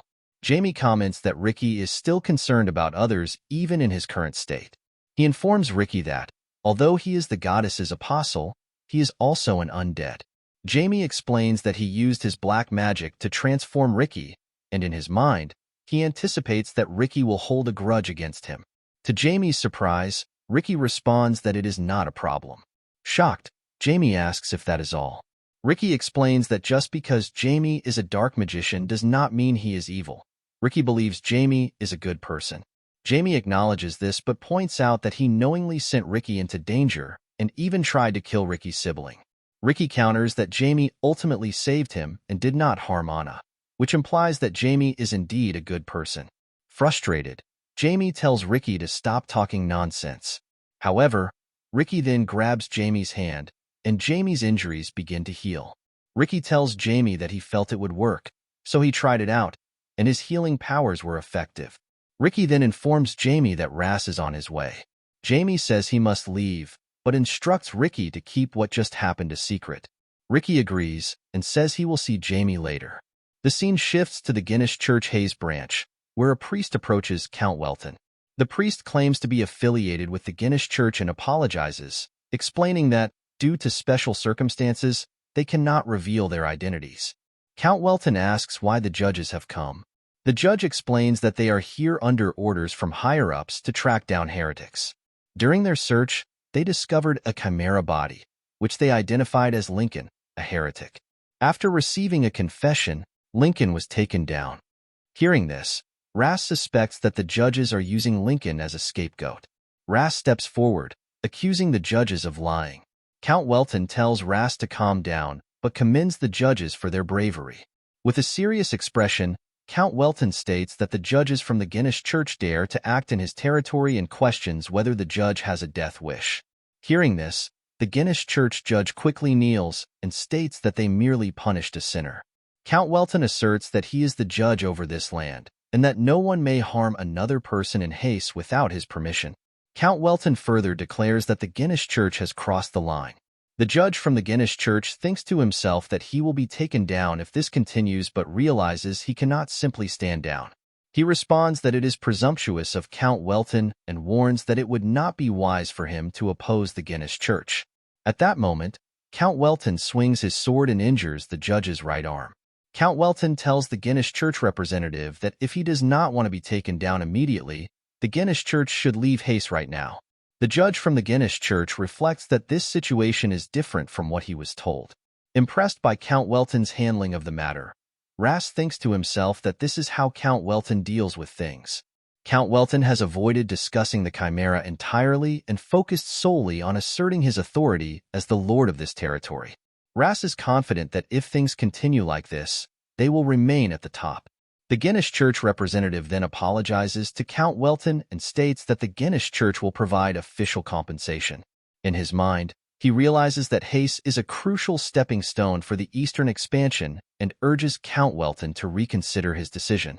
Count Welton responds that he will not retract his words and that the Guinness Church has lost his trust.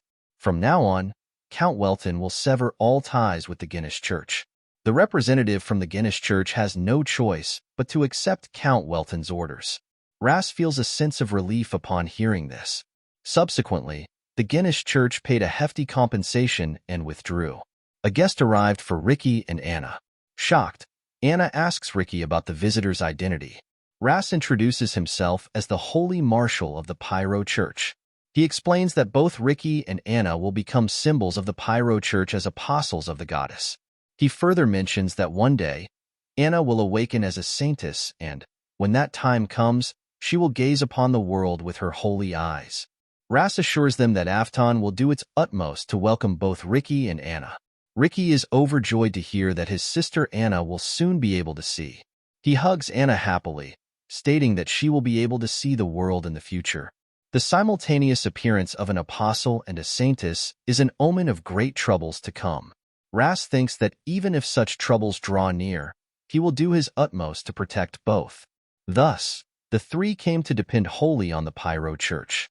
Jamie Welton, also known as Diablo Volfir, would face the challenge of a lifetime, as the 12 gods are currently split into factions.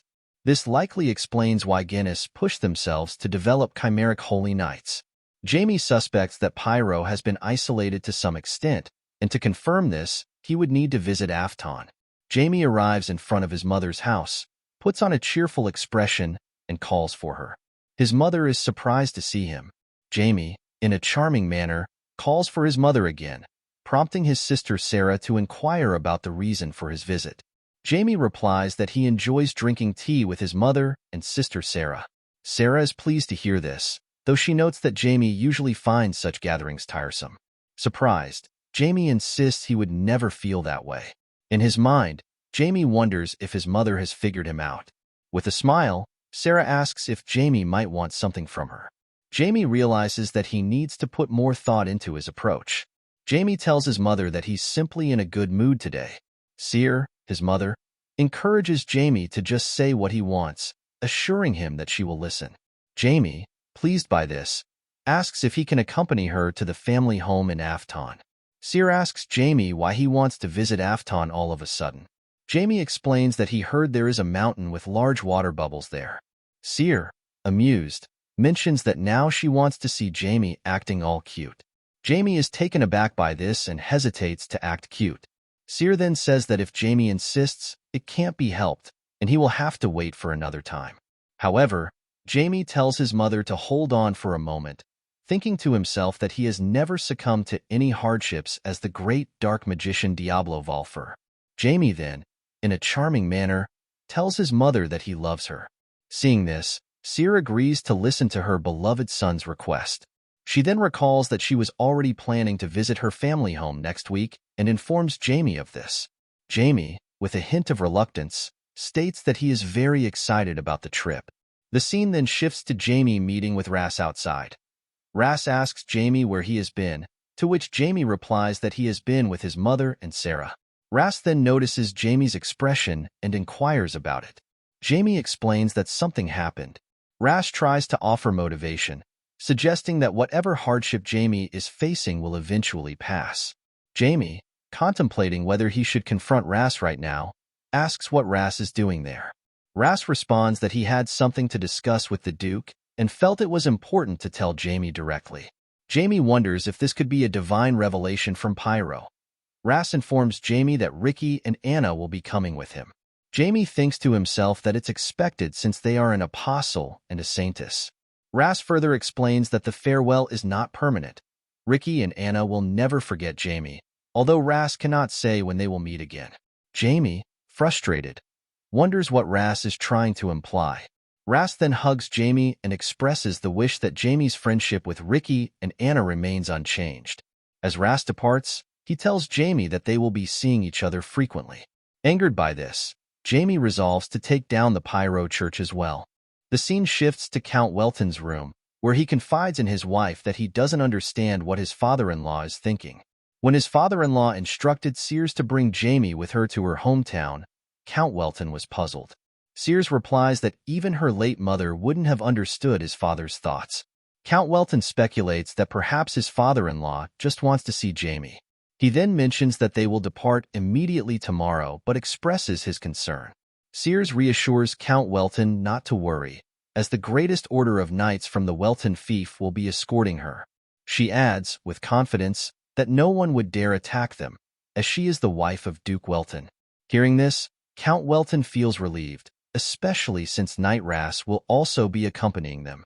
Sears is quite surprised to learn that Ras is a holy marshal, as they rarely leave Afton. Count Welton reflects that this highlights how seriously the Pyro Church views this incident. However, he remains worried about Jamie, as Jamie possesses power far beyond his years. And if, just like last time, Jamie fails to suppress his emotions and bursts out, Count Welton isn't sure if even the leader of the order could stop him. Sears reassures Count Welton that they don't need to worry about that and shares what happened with Jamie today, including how he told her, "I love you." Both Count Welton and Sears feel happy hearing this. The scene then shifts outside, where Jamie is smiling and says, "This is it."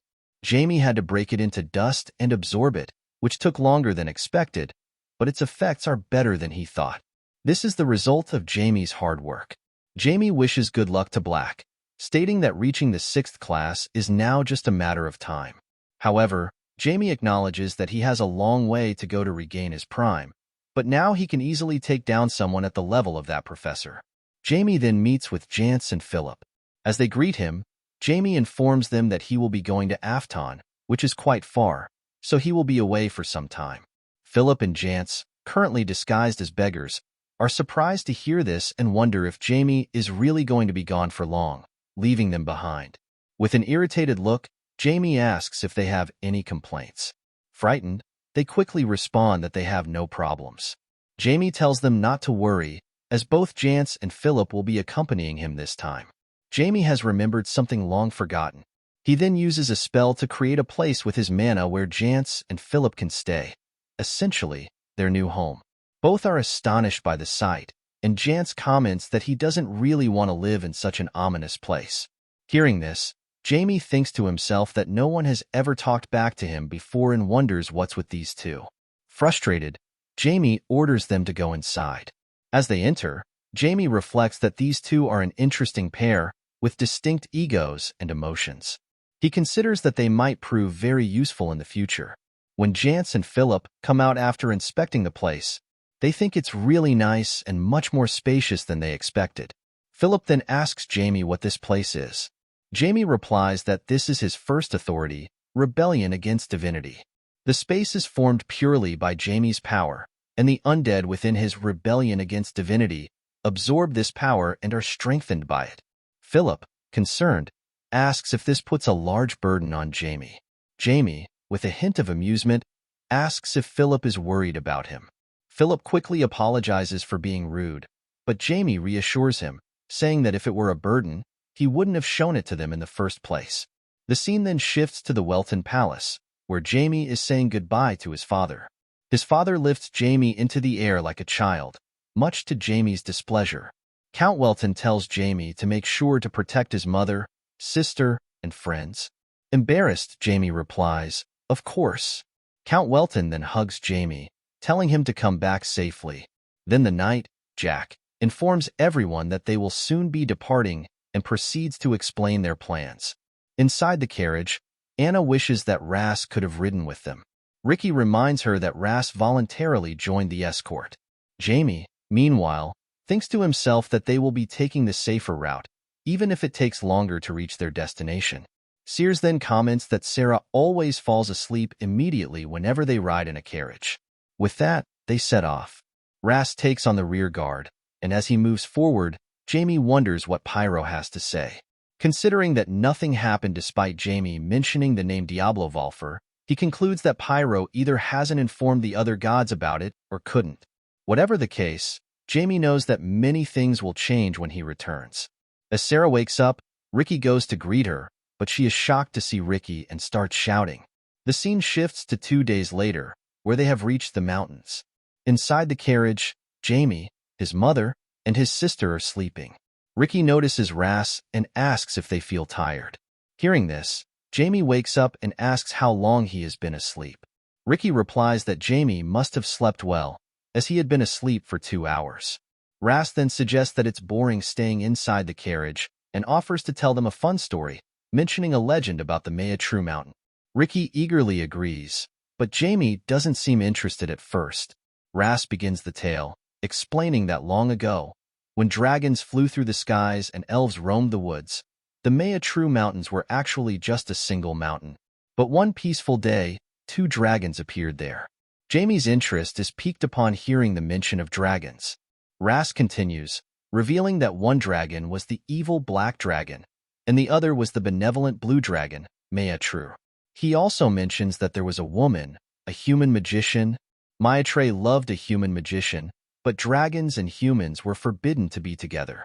The other dragons, unable to tolerate this, sent the black dragon to kill the magician. During the fierce battle that ensued, the mountain was split apart, and a violent torrent flowed through the valley. After the battle, the black dragon was driven away, but Maya-True's beloved had lost her life. Devastated, Maya-True retreated deep into the mountains, where it is said he remains to this day. Hearing this, Anna remarks that it's a sad story, and adds that people say the frequent rainstorms began after that event. Ras, surprised, comments that Anna seems to know the tale, and explains that this is why minstrels call the rain that falls here the dragon rain. Jamie ponders that this legend could very well be true, given that dragons were considered legendary beings even back then. As Jamie is about to ask Ras something, lightning flashes, and it begins to rain. Everyone is startled, and Sarah, frightened, rushes to her mother. Jamie reassures his sister, telling her it's all right, as it's just a little rain. But Jamie can't shake the uncomfortable, ominous feeling he has. Suddenly, a tree falls from the mountain and crashes into the carriage. To everyone's shock, Jamie's mother and Sarah are thrown out of the carriage window. Reacting quickly, Jamie uses his spell, String Play, to save both his mother and sister. He manages to pull his mother back into the carriage, but Jamie, still surprised by what just happened, loses his grip and begins to fall off the cliff. Shocked, Sears calls out for Jamie. Jamie reassures his mother, telling her it's fine because he can use magic. However, to his surprise, Jamie finds himself unable to use his magic. He realizes it must be mana burn, a high-level spell that causes the mana in an area to combust completely, rendering a magician powerless. As Jamie struggles to understand what's happening, a voice asks him about his identity, questioning if he is a dragon. Confused, Jamie falls from the cliff. Sears, stunned, calls out for Jamie and tries to go after him. A knight stops her, urging her to calm down. Ricky then uses his holy power to help soothe Sears. As she calms down, Ras steps forward and, though it may seem presumptuous, expresses his belief that Jamie is likely all right. Ras adds that this is only an optimistic perspective, but he knows how skilled Jamie is. While torrents can be very dangerous, Ras is confident that once Jamie's magic returns, he will be able to survive just fine. However, Ras states that he will go down there himself and assures them that he will return safely. Shocked, Jack warns Ras that these torrents can be dangerous even for him. Ras reassures them, asking for just 3 hours, promising to return in exactly that time. Despite knowing the risks, Sears pleads with Ras to bring Jamie back safely. Ras replies that he will return. The scene then shifts to inside the mountain, where Jamie wakes up to find his hands chained. Confused, Jamie doesn't understand what's happening or where he is. A woman, who appears to be a dragon, approaches Jamie and asks if he is a dragon. Jamie replies, asking if she can't tell just by looking at him. The girl responds that she knew as soon as she saw him that he wasn't a dragon, but it still doesn't make sense to her. Jamie senses a subtle killing intent from her. The girl continues, saying she doesn't understand how a human who isn't a dragon could contain such potential and possess mana similar to how dragons gather it. Jamie realizes that his original breathing method is indeed similar to that of dragons. The dragon girl tells Jamie that humans are poor at breathing mana because they lack intelligence and talent, and they can't imitate dragons like her. She then demands to know Jamie's identity, insisting that he can't be a high elf since they are not comparable to dragons. Jamie, irritated, asks why she keeps insisting that it doesn't make sense when she's seeing it right in front of her eyes. The dragon retorts that Jamie seems awfully proud for someone who has been captured.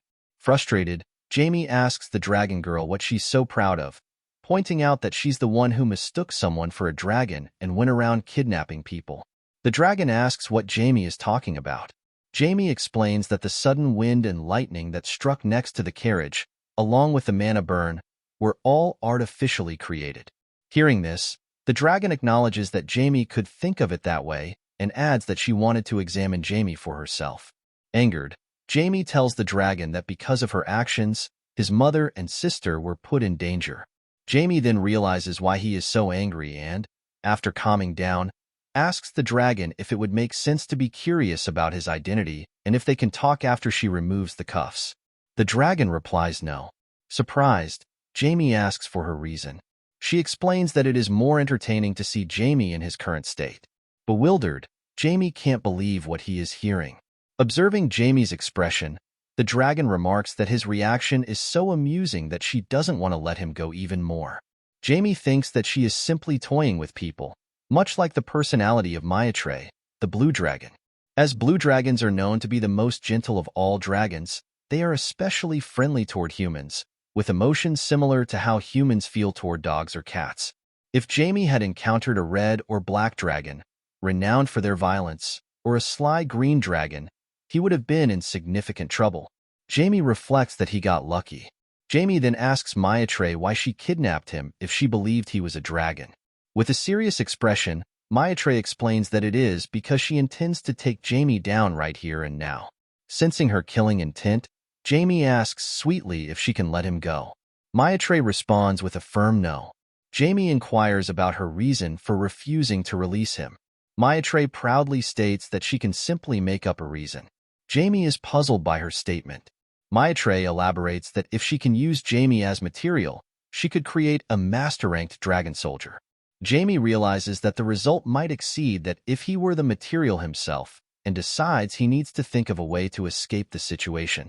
With a smile and a cheerful tone, Jamie asks Maitre why she wants to kill dragons. She replies that it's none of Jamie's business. Jamie then suggests that it might be because of her human lover. Hearing this, Maitre uncuffs Jamie, who falls to the ground. With a serious expression, Maitre warns Jamie that if he mentions the human again, she will take him down immediately. Jamie thinks to himself that he knew it. He then informs Maitre that he heard her tribe never accepted the human and that she betrayed her clan to live with him. Angered by this, Maitre unleashes her power, demanding to know how Jamie can speak as if he knows something. Jamie tells Maitre that she never intended to kill him or turn him into a dragon soldier. If she had wanted to, she could have brainwashed him from the start, but she didn't. Maitre then tells Jamie that this is his last chance and there will be no second opportunities. Jamie realizes that Maitre is serious and he should be cautious about what he says. Maitre then tells Jamie that he is a strange human, almost as strange as her lover. Jamie doesn't seem pleased to hear this. The scene shifts outside, where Ras observes that the rain doesn't seem to be stopping and worries about Jamie's whereabouts. Back in the cave, Maitre informs Jamie that it was 700 years ago when her human lover, named Canon, was a black mage. Jamie is surprised to hear about the black mage.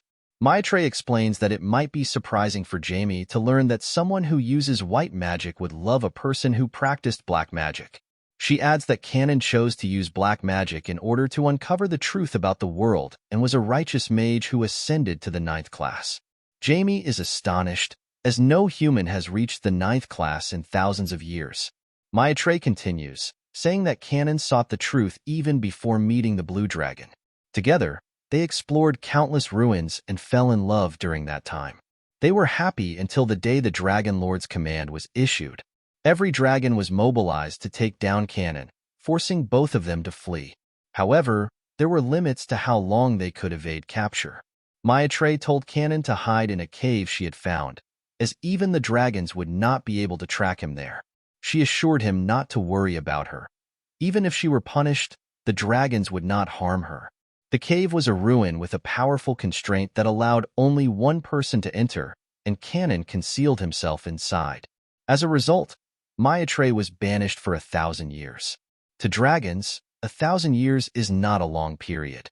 However, Canon attempted to save Maitre after several decades, once he had learned the truth of the world.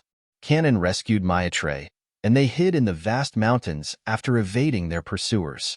Canon eventually died, and Maitre reflects that it might have been better for things to end this way. She tries to convince herself that Canon is at peace now, but her tribe began erasing all evidence of Canon's existence, records, memories, and even the people Canon had met. Jamie wonders if the truth the dragons wanted to erase was the truth of the world itself. Maitre then tells Jamie that this place, where Canon's existence is preserved, is the last place she is protecting, which is why she is here. Jamie thought to himself that no wonder the stories of Canon haven't been heard. The first thing Jamie did after reincarnating was search for traces of Diablo Volfir, but there were no records, let alone clues left. Jamie speculates that it is exceedingly clean, almost as if someone had deliberately erased all traces, suggesting that his existence was erased just as Canon's was. The 12 gods and the Dragon Lord had erased Canon, a 9th-class mage who went so far as to learn black magic to uncover the truth of the world. Jamie wonders how much Canon must have learned to warrant such erasure.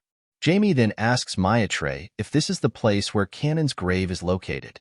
Maitre inquires why Jamie wants to know. Jamie responds that, as a fellow mage, he wishes to honor Canon's life. Hearing this, Maitre tells Jamie to follow her and leads him to Canon's grave. Jamie is shocked to see his bracelet from his previous life as Diablo, the absolute immunity, one of the 3 great items created by Diablo Volfir to confront the 12 gods. An artifact completely immune to all diseases and curses, Jamie never expected to find something like this here. He now understands why Canon was searching for the truth of the world. Canon had discovered Diablo Volfir's existence after finding the bracelet. Jamie realizes that if he were to ask for it now, Maitre might actually eliminate him. Jamie then inquires about the bracelet. Maitre replies that it belonged to Canon and possesses tremendous power, having saved Canon's life countless times. Jamie is surprised to see that the bracelet is free of any speck of dust, suggesting it has been maintained with cleaning and protection magic. Jamie asks Maitre if this is all that Canon left behind. With a serious expression, Maitre questions why Jamie is asking. Jamie assures her that he has no hidden agenda. He is simply curious. Since Canon was someone who pursued the truth of the world, Jamie wonders if there are any records he might have left.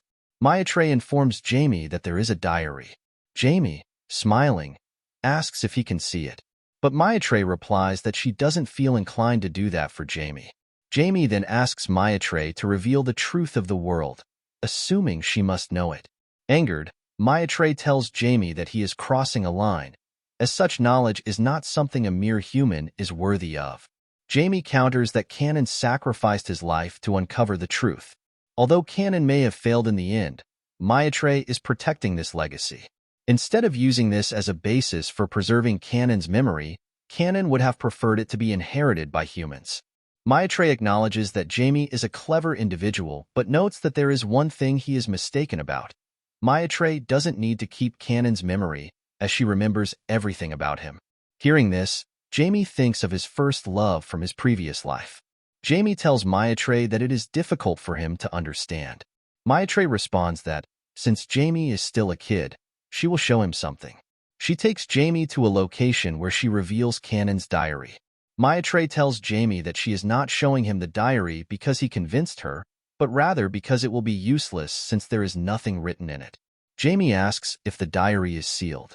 Maitre replies that it would be impossible for a human to unseal it and tells Jamie to stop following her.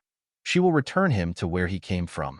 However, Jamie asks Maitre to wait and warns her not to be surprised by what she sees next. He then uses his magic to unseal the diary. Maitre is shocked to discover that Jamie is a dark mage, and his mana is completely different, even darker than Canon's black mana. Once Jamie completes the unsealing, he begins to read the diary. The entry is dated the 16th day of the 3rd month in the 22nd year of the imperial calendar. It describes how Canon met a blue dragon who initially expressed dislike for him because he was a black mage. By the 20th day of the third month in the same year, Maitre had somehow ended up traveling with Canon. Thanks to Maitre's free-heartedness, the journey had become much more enjoyable. Canon wonders if Maitre is truly a dragon. On the 26th day of the fourth month in the 22nd year, Canon arrived at the marked location with Maitre, a place untouched by humans. Canon referred to this area as Dead Man's Land. On the 24th day of the 12th month in the 23rd year, the Dragon Lord commanded the Dragon Tribe to eliminate Canon. Although Canon was unharmed, he was concerned for Maitre, as her tribe had betrayed her, and Canon loved her. On the 8th day of the third month in the 41st year, Canon discovered a tomb with a date on the tombstone indicating it was 65,966 years old. By the first day of the fifth month in the same year, Maitre and Canon had settled inside a mountain to escape the scrutiny of the Dragon Tribe. They planned to head northwest to Garmin next, a place mentioned at the bottom of the tombstone. Although this location no longer exists, Canon believed there was something significant there. Maitre was moved to tears reading Canon's diary and seeing his love for her. Meanwhile, Jamie thinks he recognizes the tombstone Canon is referring to. Before going to war, Diablo engraved the words, "For the past and hope for the future," on the tombstone. This was done 65,966 years ago, long before Canon discovered it. Jamie appeared 700 years later, which means he was reincarnated exactly 66,666 years after his demise. Jamie wonders about the location of Garmin, as he had written those words with confidence in his victory and does not remember writing anything about Garmin. This raises the possibility that someone else may have found the tombstone before Canon. Jamie finds this noteworthy, considering that Canon challenged the truth concealed by the 12 gods with remarkable resolve. Even though it is a fact that humanity was ruled by the gods about 60,000 years ago, Canon's return signifies that the 12 gods will soon be overthrown and humanity will once again achieve freedom. Meanwhile, Maitre is crying and states that Canon never expressed his love for her. Instead, Canon only mentioned that Maitre was annoying and clingy. Jamie reassures Maitre that she still has her memories. Jamie believes that Maitre carries Canon's memory in her heart, as long as she does not forget him forever.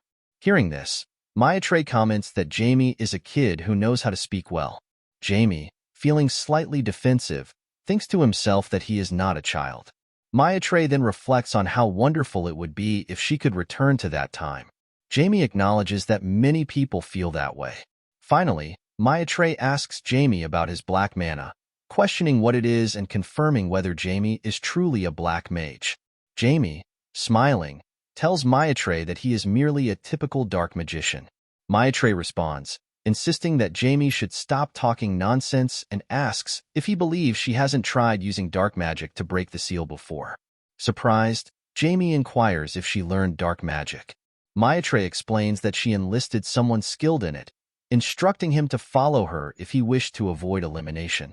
The man complied immediately, but despite their efforts, the diary did not react until Jamie arrived. Maitre reluctantly admits that Jamie possesses the kind of power Canon sought, power beyond this world.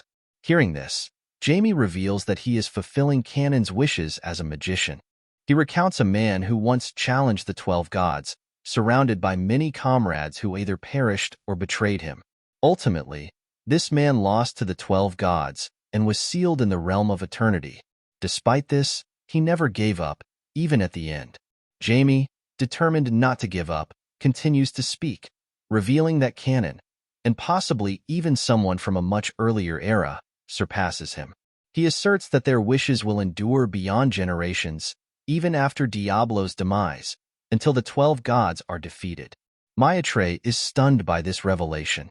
She then instructs Jamie to follow her, expressing her confidence that Canon would grant his approval to Jamie.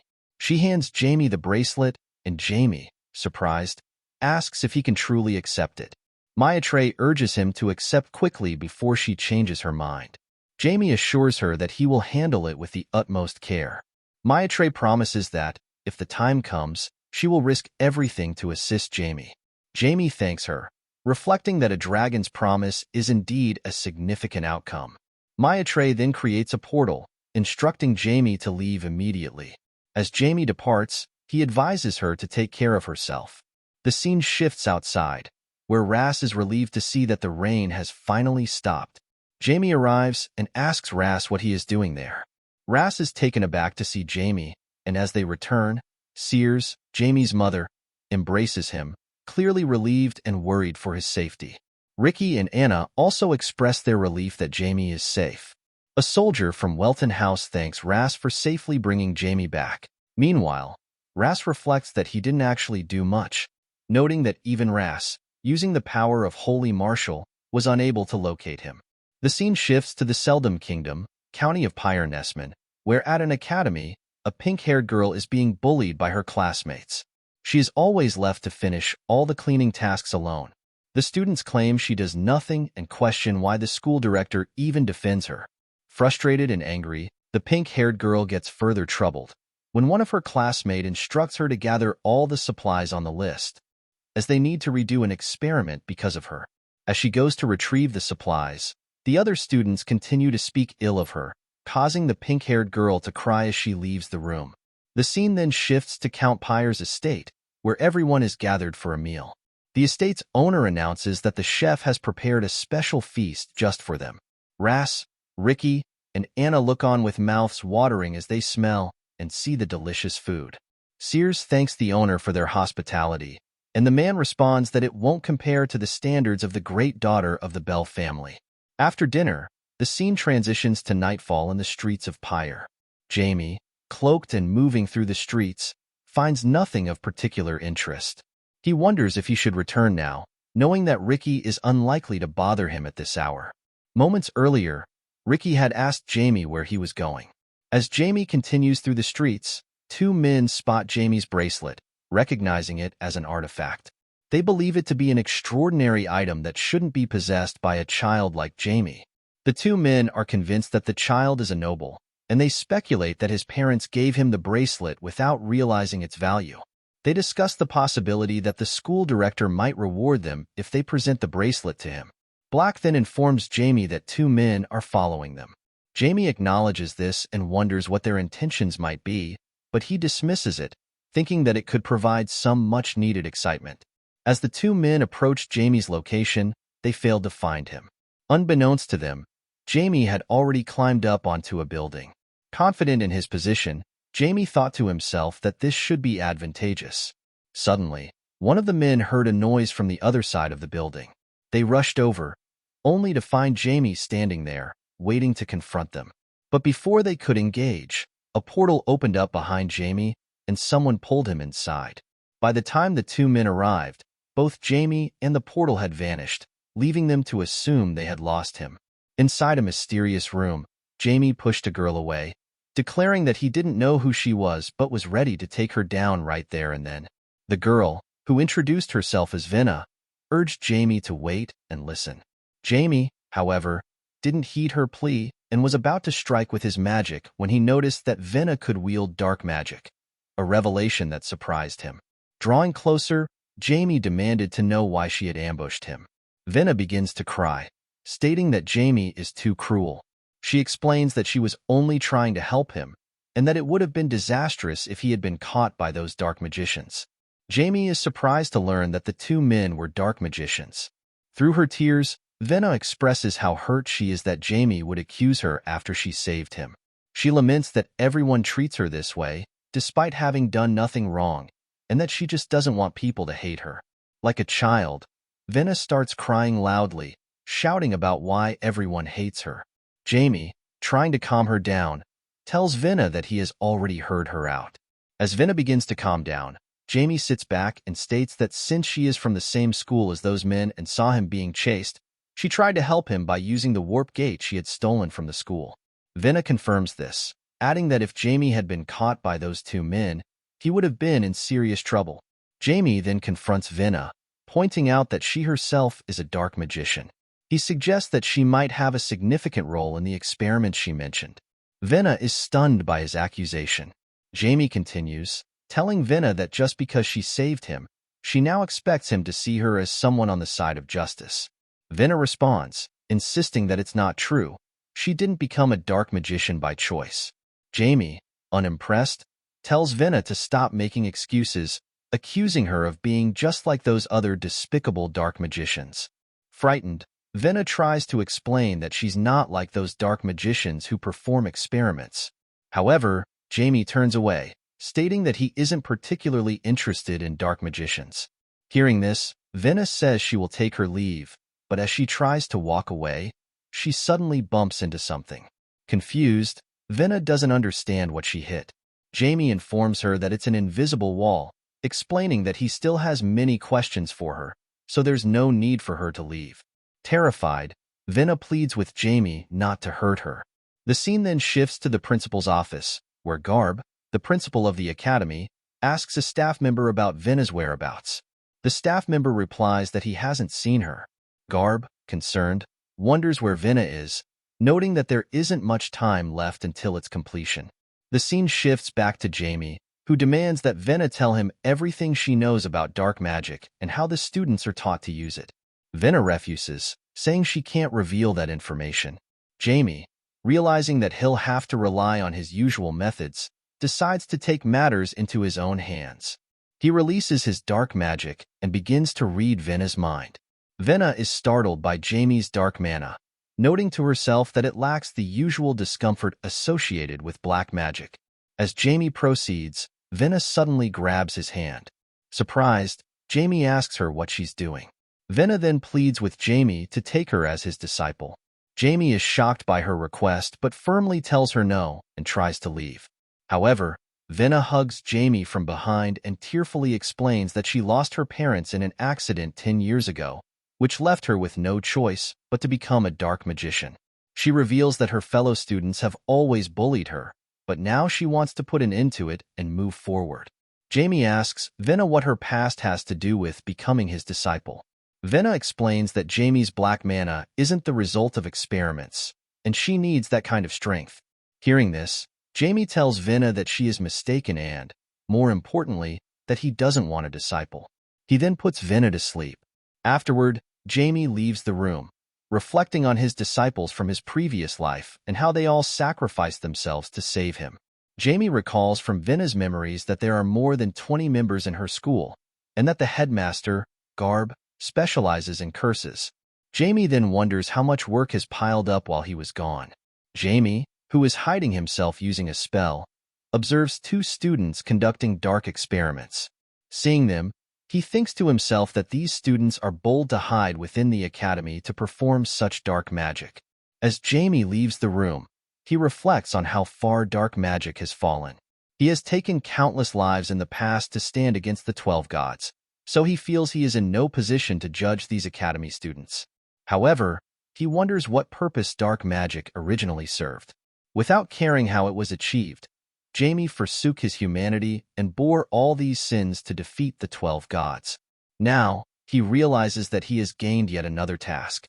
If the seeds he has sown have grown into monsters, then it's clear what he must do. He must destroy them himself. Meanwhile, Vina is walking through the hallway, wondering where Jamie has gone and determined to find him. At that moment, a student named Hulla grabs Vina by the hair from behind, demanding to know if Vina has done what she was told. Vina apologizes, but Hulla ignores her and drags her to the basement. Hulla declares that she needs to discipline Vina to make her behave properly. Despite Vina's repeated apologies, Hulla remains unmoved and prepares to strike Vina with dark magic. At that moment, Jamie intervenes, blocking Hulla's attack. Jamie then asks Vina if she's really afraid of someone like this and tells her to stand up, questioning how long she intends to remain on the ground. Seeing this, Hulla, unimpressed, states that she doesn't know who Jamie is, but she's confident that he isn't very smart. She declares that she'll take care of both the newcomer and Vina. As Hulla strikes at Jamie with her magic, Jamie tells Vina to make a choice. In response, Vina, surrounded by mana, suddenly blocks Hulla's magic and declares that she doesn't want to fit in with people like this. Jamie is shocked to see Vina's awakened power. Angered, Hulla demands to know what Vina just said, but Vina, now scared again, doesn't understand what just happened. Hulla then states that she doesn't know what Vina did, but she's certain Vina is aware of the consequences if she defies her. At that moment, Jamie steps forward, telling Vinna that she has taken an important first step. He then uses a spell to nullify Hullara's magic, leaving Hulla shocked. Jamie reassures Vinna that the first step is always the hardest, but the second step will be easier. Stunned, Hulla demands to know Jamie's identity and the nature of his mana. Without responding, Jamie uses his magic to take down Hulla. Meanwhile, Principal Garb, observing the situation, is pleased that Vinna has awakened as a Valkyrie.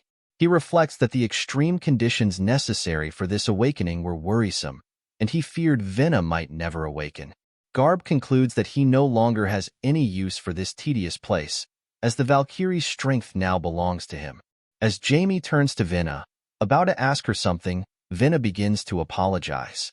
Jamie, noticing her timid demeanor, wonders why someone as timid as Vinna would be a Valkyrie, a high-ranking angel known as the Fighting Angel. Their immense strength was once enough to wage war against the 12 gods, although they ultimately lost. However, the Valkyries narrowly avoided extinction by hiding in places beyond the reach of the 12 gods. Jamie realizes that it must be because of Garb's influence that Vinna's personality was suppressed for so long, making her easier to control as she awakened. Jamie reflects that Valkyries, by nature, despise working under someone's command, and Garb likely manipulated Vinna to ensure she would be more manageable. Jamie then tells Vinna that he doesn't like what has been done to her. Vinna, confused, replies that she doesn't know what's wrong but pleads with Jamie to forgive her. Suddenly, an alarm goes off, and Vinna informs Jamie that it's a red alert, meaning the Academy has identified Jamie as an intruder. Jamie tells Vinna her name and adds that it wasn't him the Academy detected. Just then, Garb makes an announcement, ordering everyone in the Academy to bring Vinna to him and stating that Vinna will allow only a small amount of resistance. Vinna is shocked to hear this, and Jamie silently acknowledges that he suspected this would happen. The students begin searching for Vinna, and one eventually enters the room where Vinna and Jamie are. Jamie asks Vinna what she plans to do now. After a moment of thought, Vinna confidently declares that she is different now. She then uses her newly awakened Valkyrie powers to take down the student in front of her. Jamie smiles and reminds Vinna, "Didn't I tell you the second step wouldn't be as hard?" The students converge to confront Jamie and Vinna. At that moment, Jamie casts a spell and informs Vinna that these students are under Garb's control and currently lack free will. This means that everything they did to Vinna was part of Garb's plan. As the students advance to attack Jamie, he uses a reversal spell to defeat them. Jamie then tells Vinna to pull herself together. Vinna, still angry and feeling betrayed for having endured so much without understanding the situation, expresses her frustration. Jamie observes that Vinna's true nature is beginning to emerge. Jamie kicks Vinna forward, urging her to fight. Vinna responds that she doesn't know how. Just then, one of the students casts a curse spell and attacks Vinna, but she dodges the strike, surprising herself. Another student attempts to strike her, but Vinna instinctively grabs his hand and pushes him into the wall. Vinna is astonished by her own actions. Jamie encourages her, saying that this is her strength and that she should believe in herself and continue fighting. One of the students remarks that raw strength isn't everything and that, in the end, Vinna is still just Vinna. He then casts a spell at Vinna, but she successfully dodges the attack. Vinna notices that her body is moving as she intends and responds by jumping and kicking the student down. Jamie then turns to the remaining students and asks them what they intend to do now that they've realized the difference in skill. He summons Black and uses his spell, Violet Harvest, marking all the students with his magic circle and defeating them with a single strike. At that moment, Garb enters and observes Jamie's skills. He comments that Jamie's appearance might be a facade. Jamie counters by asking what if it's real. Garb laughs and admits that Jamie appears incredibly skilled. He then offers Jamie a chance to work with him. Jamie asks Garb what he can offer. Garb suggests that Jamie seems to have a plan and, if successful, taking over an entire nation wouldn't be a problem. Jamie, intrigued, asks Garb if he has a specific methodology in mind. Garb steps forward, remarking that Jamie is quite greedy, as they haven't even shaken on the proposal yet. Jamie responds that he will decline Garb's offer. Garb expresses disappointment, then Vinna, frustrated, demands to know why Garb ordered the students to bring her to him. Garb explains that Vina seems remarkable, with an incredible amount of vitality. Vina is stunned by this revelation. Garb continues, stating that he intended to harness Vina's powers after she awakened as a Valkyrie. He reveals the considerable effort he invested to obtain Vina, including the measures he took to suppress her true personality and ensure her awakening met his expectations. To achieve this, Garb even created the school specifically for Vina. Vina recalls how, whenever the students bullied her, Garb would always be there to comfort her. However, she now realizes that Garb never intervened to stop the bullying. Garb admits that he was overjoyed when Vina lost her personality. He expresses concern that if Vina were to awaken as a Valkyrie with lingering malice towards him, it could be problematic. At that moment, Jamie casts a spell, putting Vina to sleep. Jamie then tells Garb that he has just erased Vina's malice towards him. Shocked, Garb exclaims that it's impossible to erase such a thing. Jamie calmly replies that it's actually quite easy and simple, but he figured it would be impossible for Garb. After all, no matter how hard Garb tries, he's still just trash who couldn't attain the 7th class. Angered, Garb lunges at Jamie, declaring that he will make Jamie suffer for eternity in dark despair. Garb summons his Hydra snake spell, ensnaring Jamie with his cursed mana. However, Jamie manages to break free and strikes at Garb with his black mana. To Jamie's surprise, Garb withstands the attack. Jamie remarks that he didn't expect Garb to endure it, to which Garb responds that he's not called the Curse Master for nothing. Jamie, preparing for another attack, warns Garb not to get careless as his magic begins to surround him. Garb, now excited, admits he never thought he'd be afflicted by mind magic and taunts Jamie, asking if he has anything else. Jamie intensifies his spell with a mana circle, insisting that Garb shouldn't be able to resist. However, Garb manages to control Jamie's spell, surprising Jamie with his skill. Realizing it's too late for Garb, Jamie summons his Dark Spear of Curse and moves in for the strike. Garb, declaring enough, fires a mana arrow that strikes Jamie directly, catching him off guard and unable to dodge. As Garb steps forward, he taunts Jamie, telling him to observe the dire state he's in. Trapped in the abyss Jamie himself created, Garb asserts that escape will be nearly impossible. But before that, Garb states that he must first destroy Jamie's mind, ensuring that Jamie will be eternally trapped in a single moment. Garb then casts his slow spell, explaining how, as a second is divided into tenths, hundredths, thousandths, it creates a phenomenon where human perception experiences cognitive dissonance, a condition where time becomes infinite, making even a single second unbearable. He expects Jamie to be overwhelmed by the spell, trapped in a fragmented sense of time. However, to Garb's surprise, Jamie is unaffected by the spell. Jamie counters by casting an explosion spell, blasting Garb into the wall. Garb, stunned, can't comprehend how Jamie broke through his spell. Seizing the opportunity, Jamie unleashes a barrage of spells, including Magic Arrow, Stonebreaker, and others, striking Garb with relentless force. After the dust settles, Garb lies defeated on the ground. Jamie explains that it was his absolute immunity artifact that protected him. Garb, shocked, insists that no such artifact exists. Jamie replies that the world itself is filled with absurdities. He then states that Garb will not die peacefully and uses a spell to take control of Garb's soul, along with the souls of all the other students. Jamie declares that Garb will be his subordinate for all eternity and renames him Nevro. Vina eventually wakes up, and we see Garb, now an undead, being named Nevro, the first lich created by Jamie. Jamie then asks Vina how she feels and what she plans to do next. Vina admits she doesn't know, and then asks Jamie to take her as his disciple. Jamie refuses. When Vina asks why, Jamie explains that it's because she is a Valkyrie.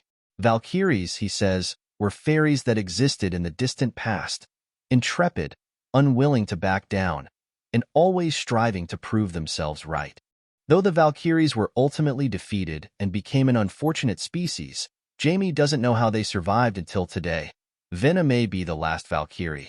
Irritated, Vina asks Jamie what that has to do with her not being able to become his disciple. Jamie explains that he doesn't know any Valkyrie magic at all.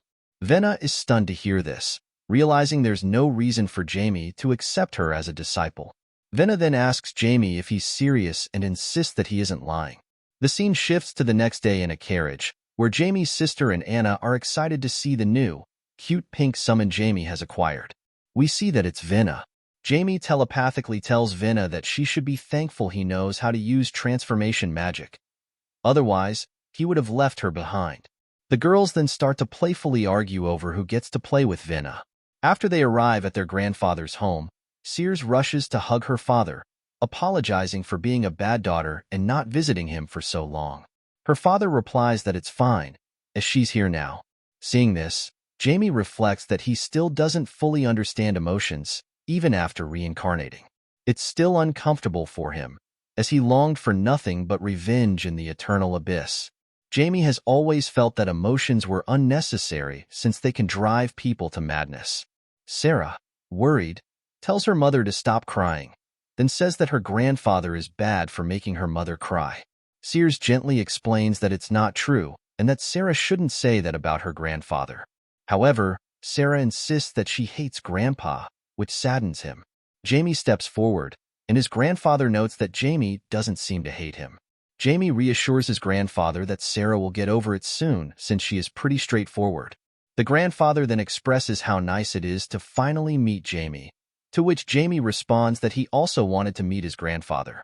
Jamie's grandfather states that it's a relief to see that Jamie likes him. Jamie replies that there's no reason for him to hate his grandfather, as he is his mother's father. Hearing this, Jamie's grandfather hugs him tightly, just as he does with Jamie's mother.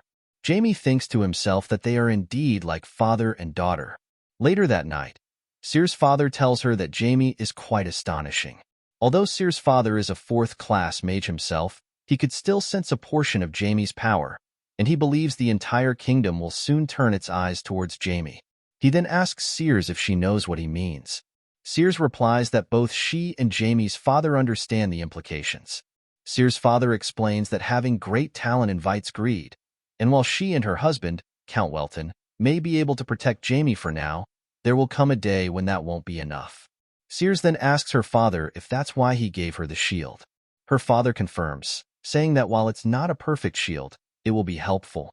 Sears tells her father that it makes her feel relieved to know that a mother can protect her child, but she is a bit worried about the Count. As Sears heard that Count Welton had made enemies with the Zenith Church, her father told her that it wouldn't pass by quietly, as the people of the Zenith Church are like monsters. Sears asked her father if it was really that serious. Her father explained that because of the Zenith Church, their own Fiero Church was in a troublesome situation, and he believed that the Zenith Church was trying to completely take down the Fiero Church. At that moment, the scene shifts to Jamie, who is irritated to see Venna in her human form.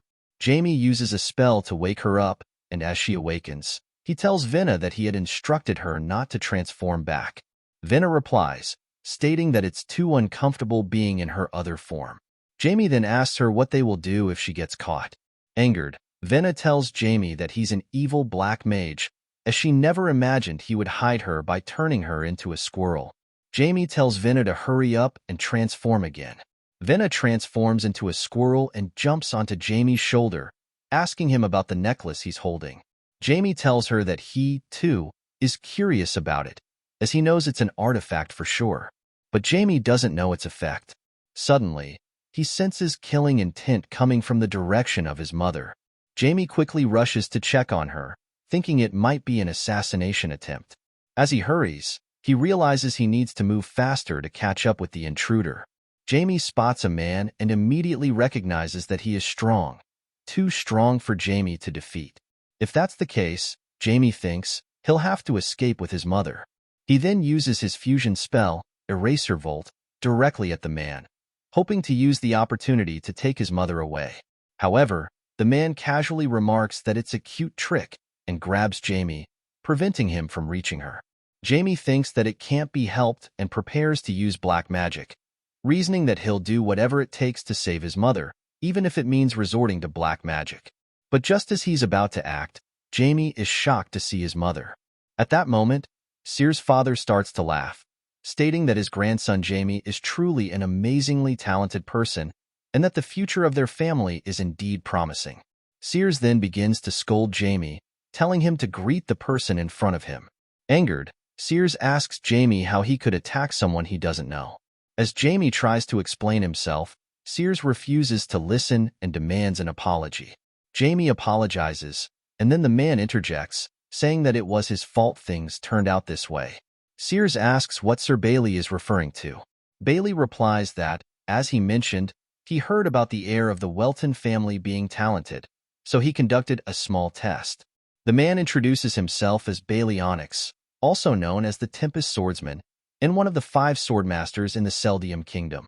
Surprised, Sears asks Bailey what he is talking about and what he means by a little test.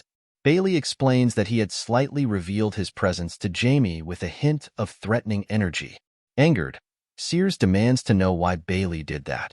Sears' father attempts to calm her, noting that Bailey's actions weren't genuinely threatening. Jamie looks at his mother, astonished.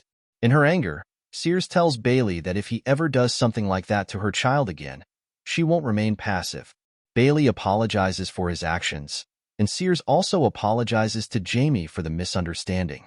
Jamie responds that it's fine, as it's understandable that no one else would have known since Bailey only targeted Jamie. Jamie, on the other hand, reflects on how Bailey was able to perfectly target him and reveal his presence, a feat not affected by Eraser Volt. Jamie finds this almost horrifying and asks Bailey if he is a sword master. Bailey confirms that he is. Sears' father comments that Jamie has a keen eye, introducing Bailey as a swordmaster with the title of Tempest Swordsman. The Seldium Kingdom is known for having 5 swordmasters. Since they have never fought against one another, it is difficult to rank them. However, the king's sword, Terex's plate, is renowned as the strongest swordmaster, with Count Welton ranked below and Bailey Onyx right before him.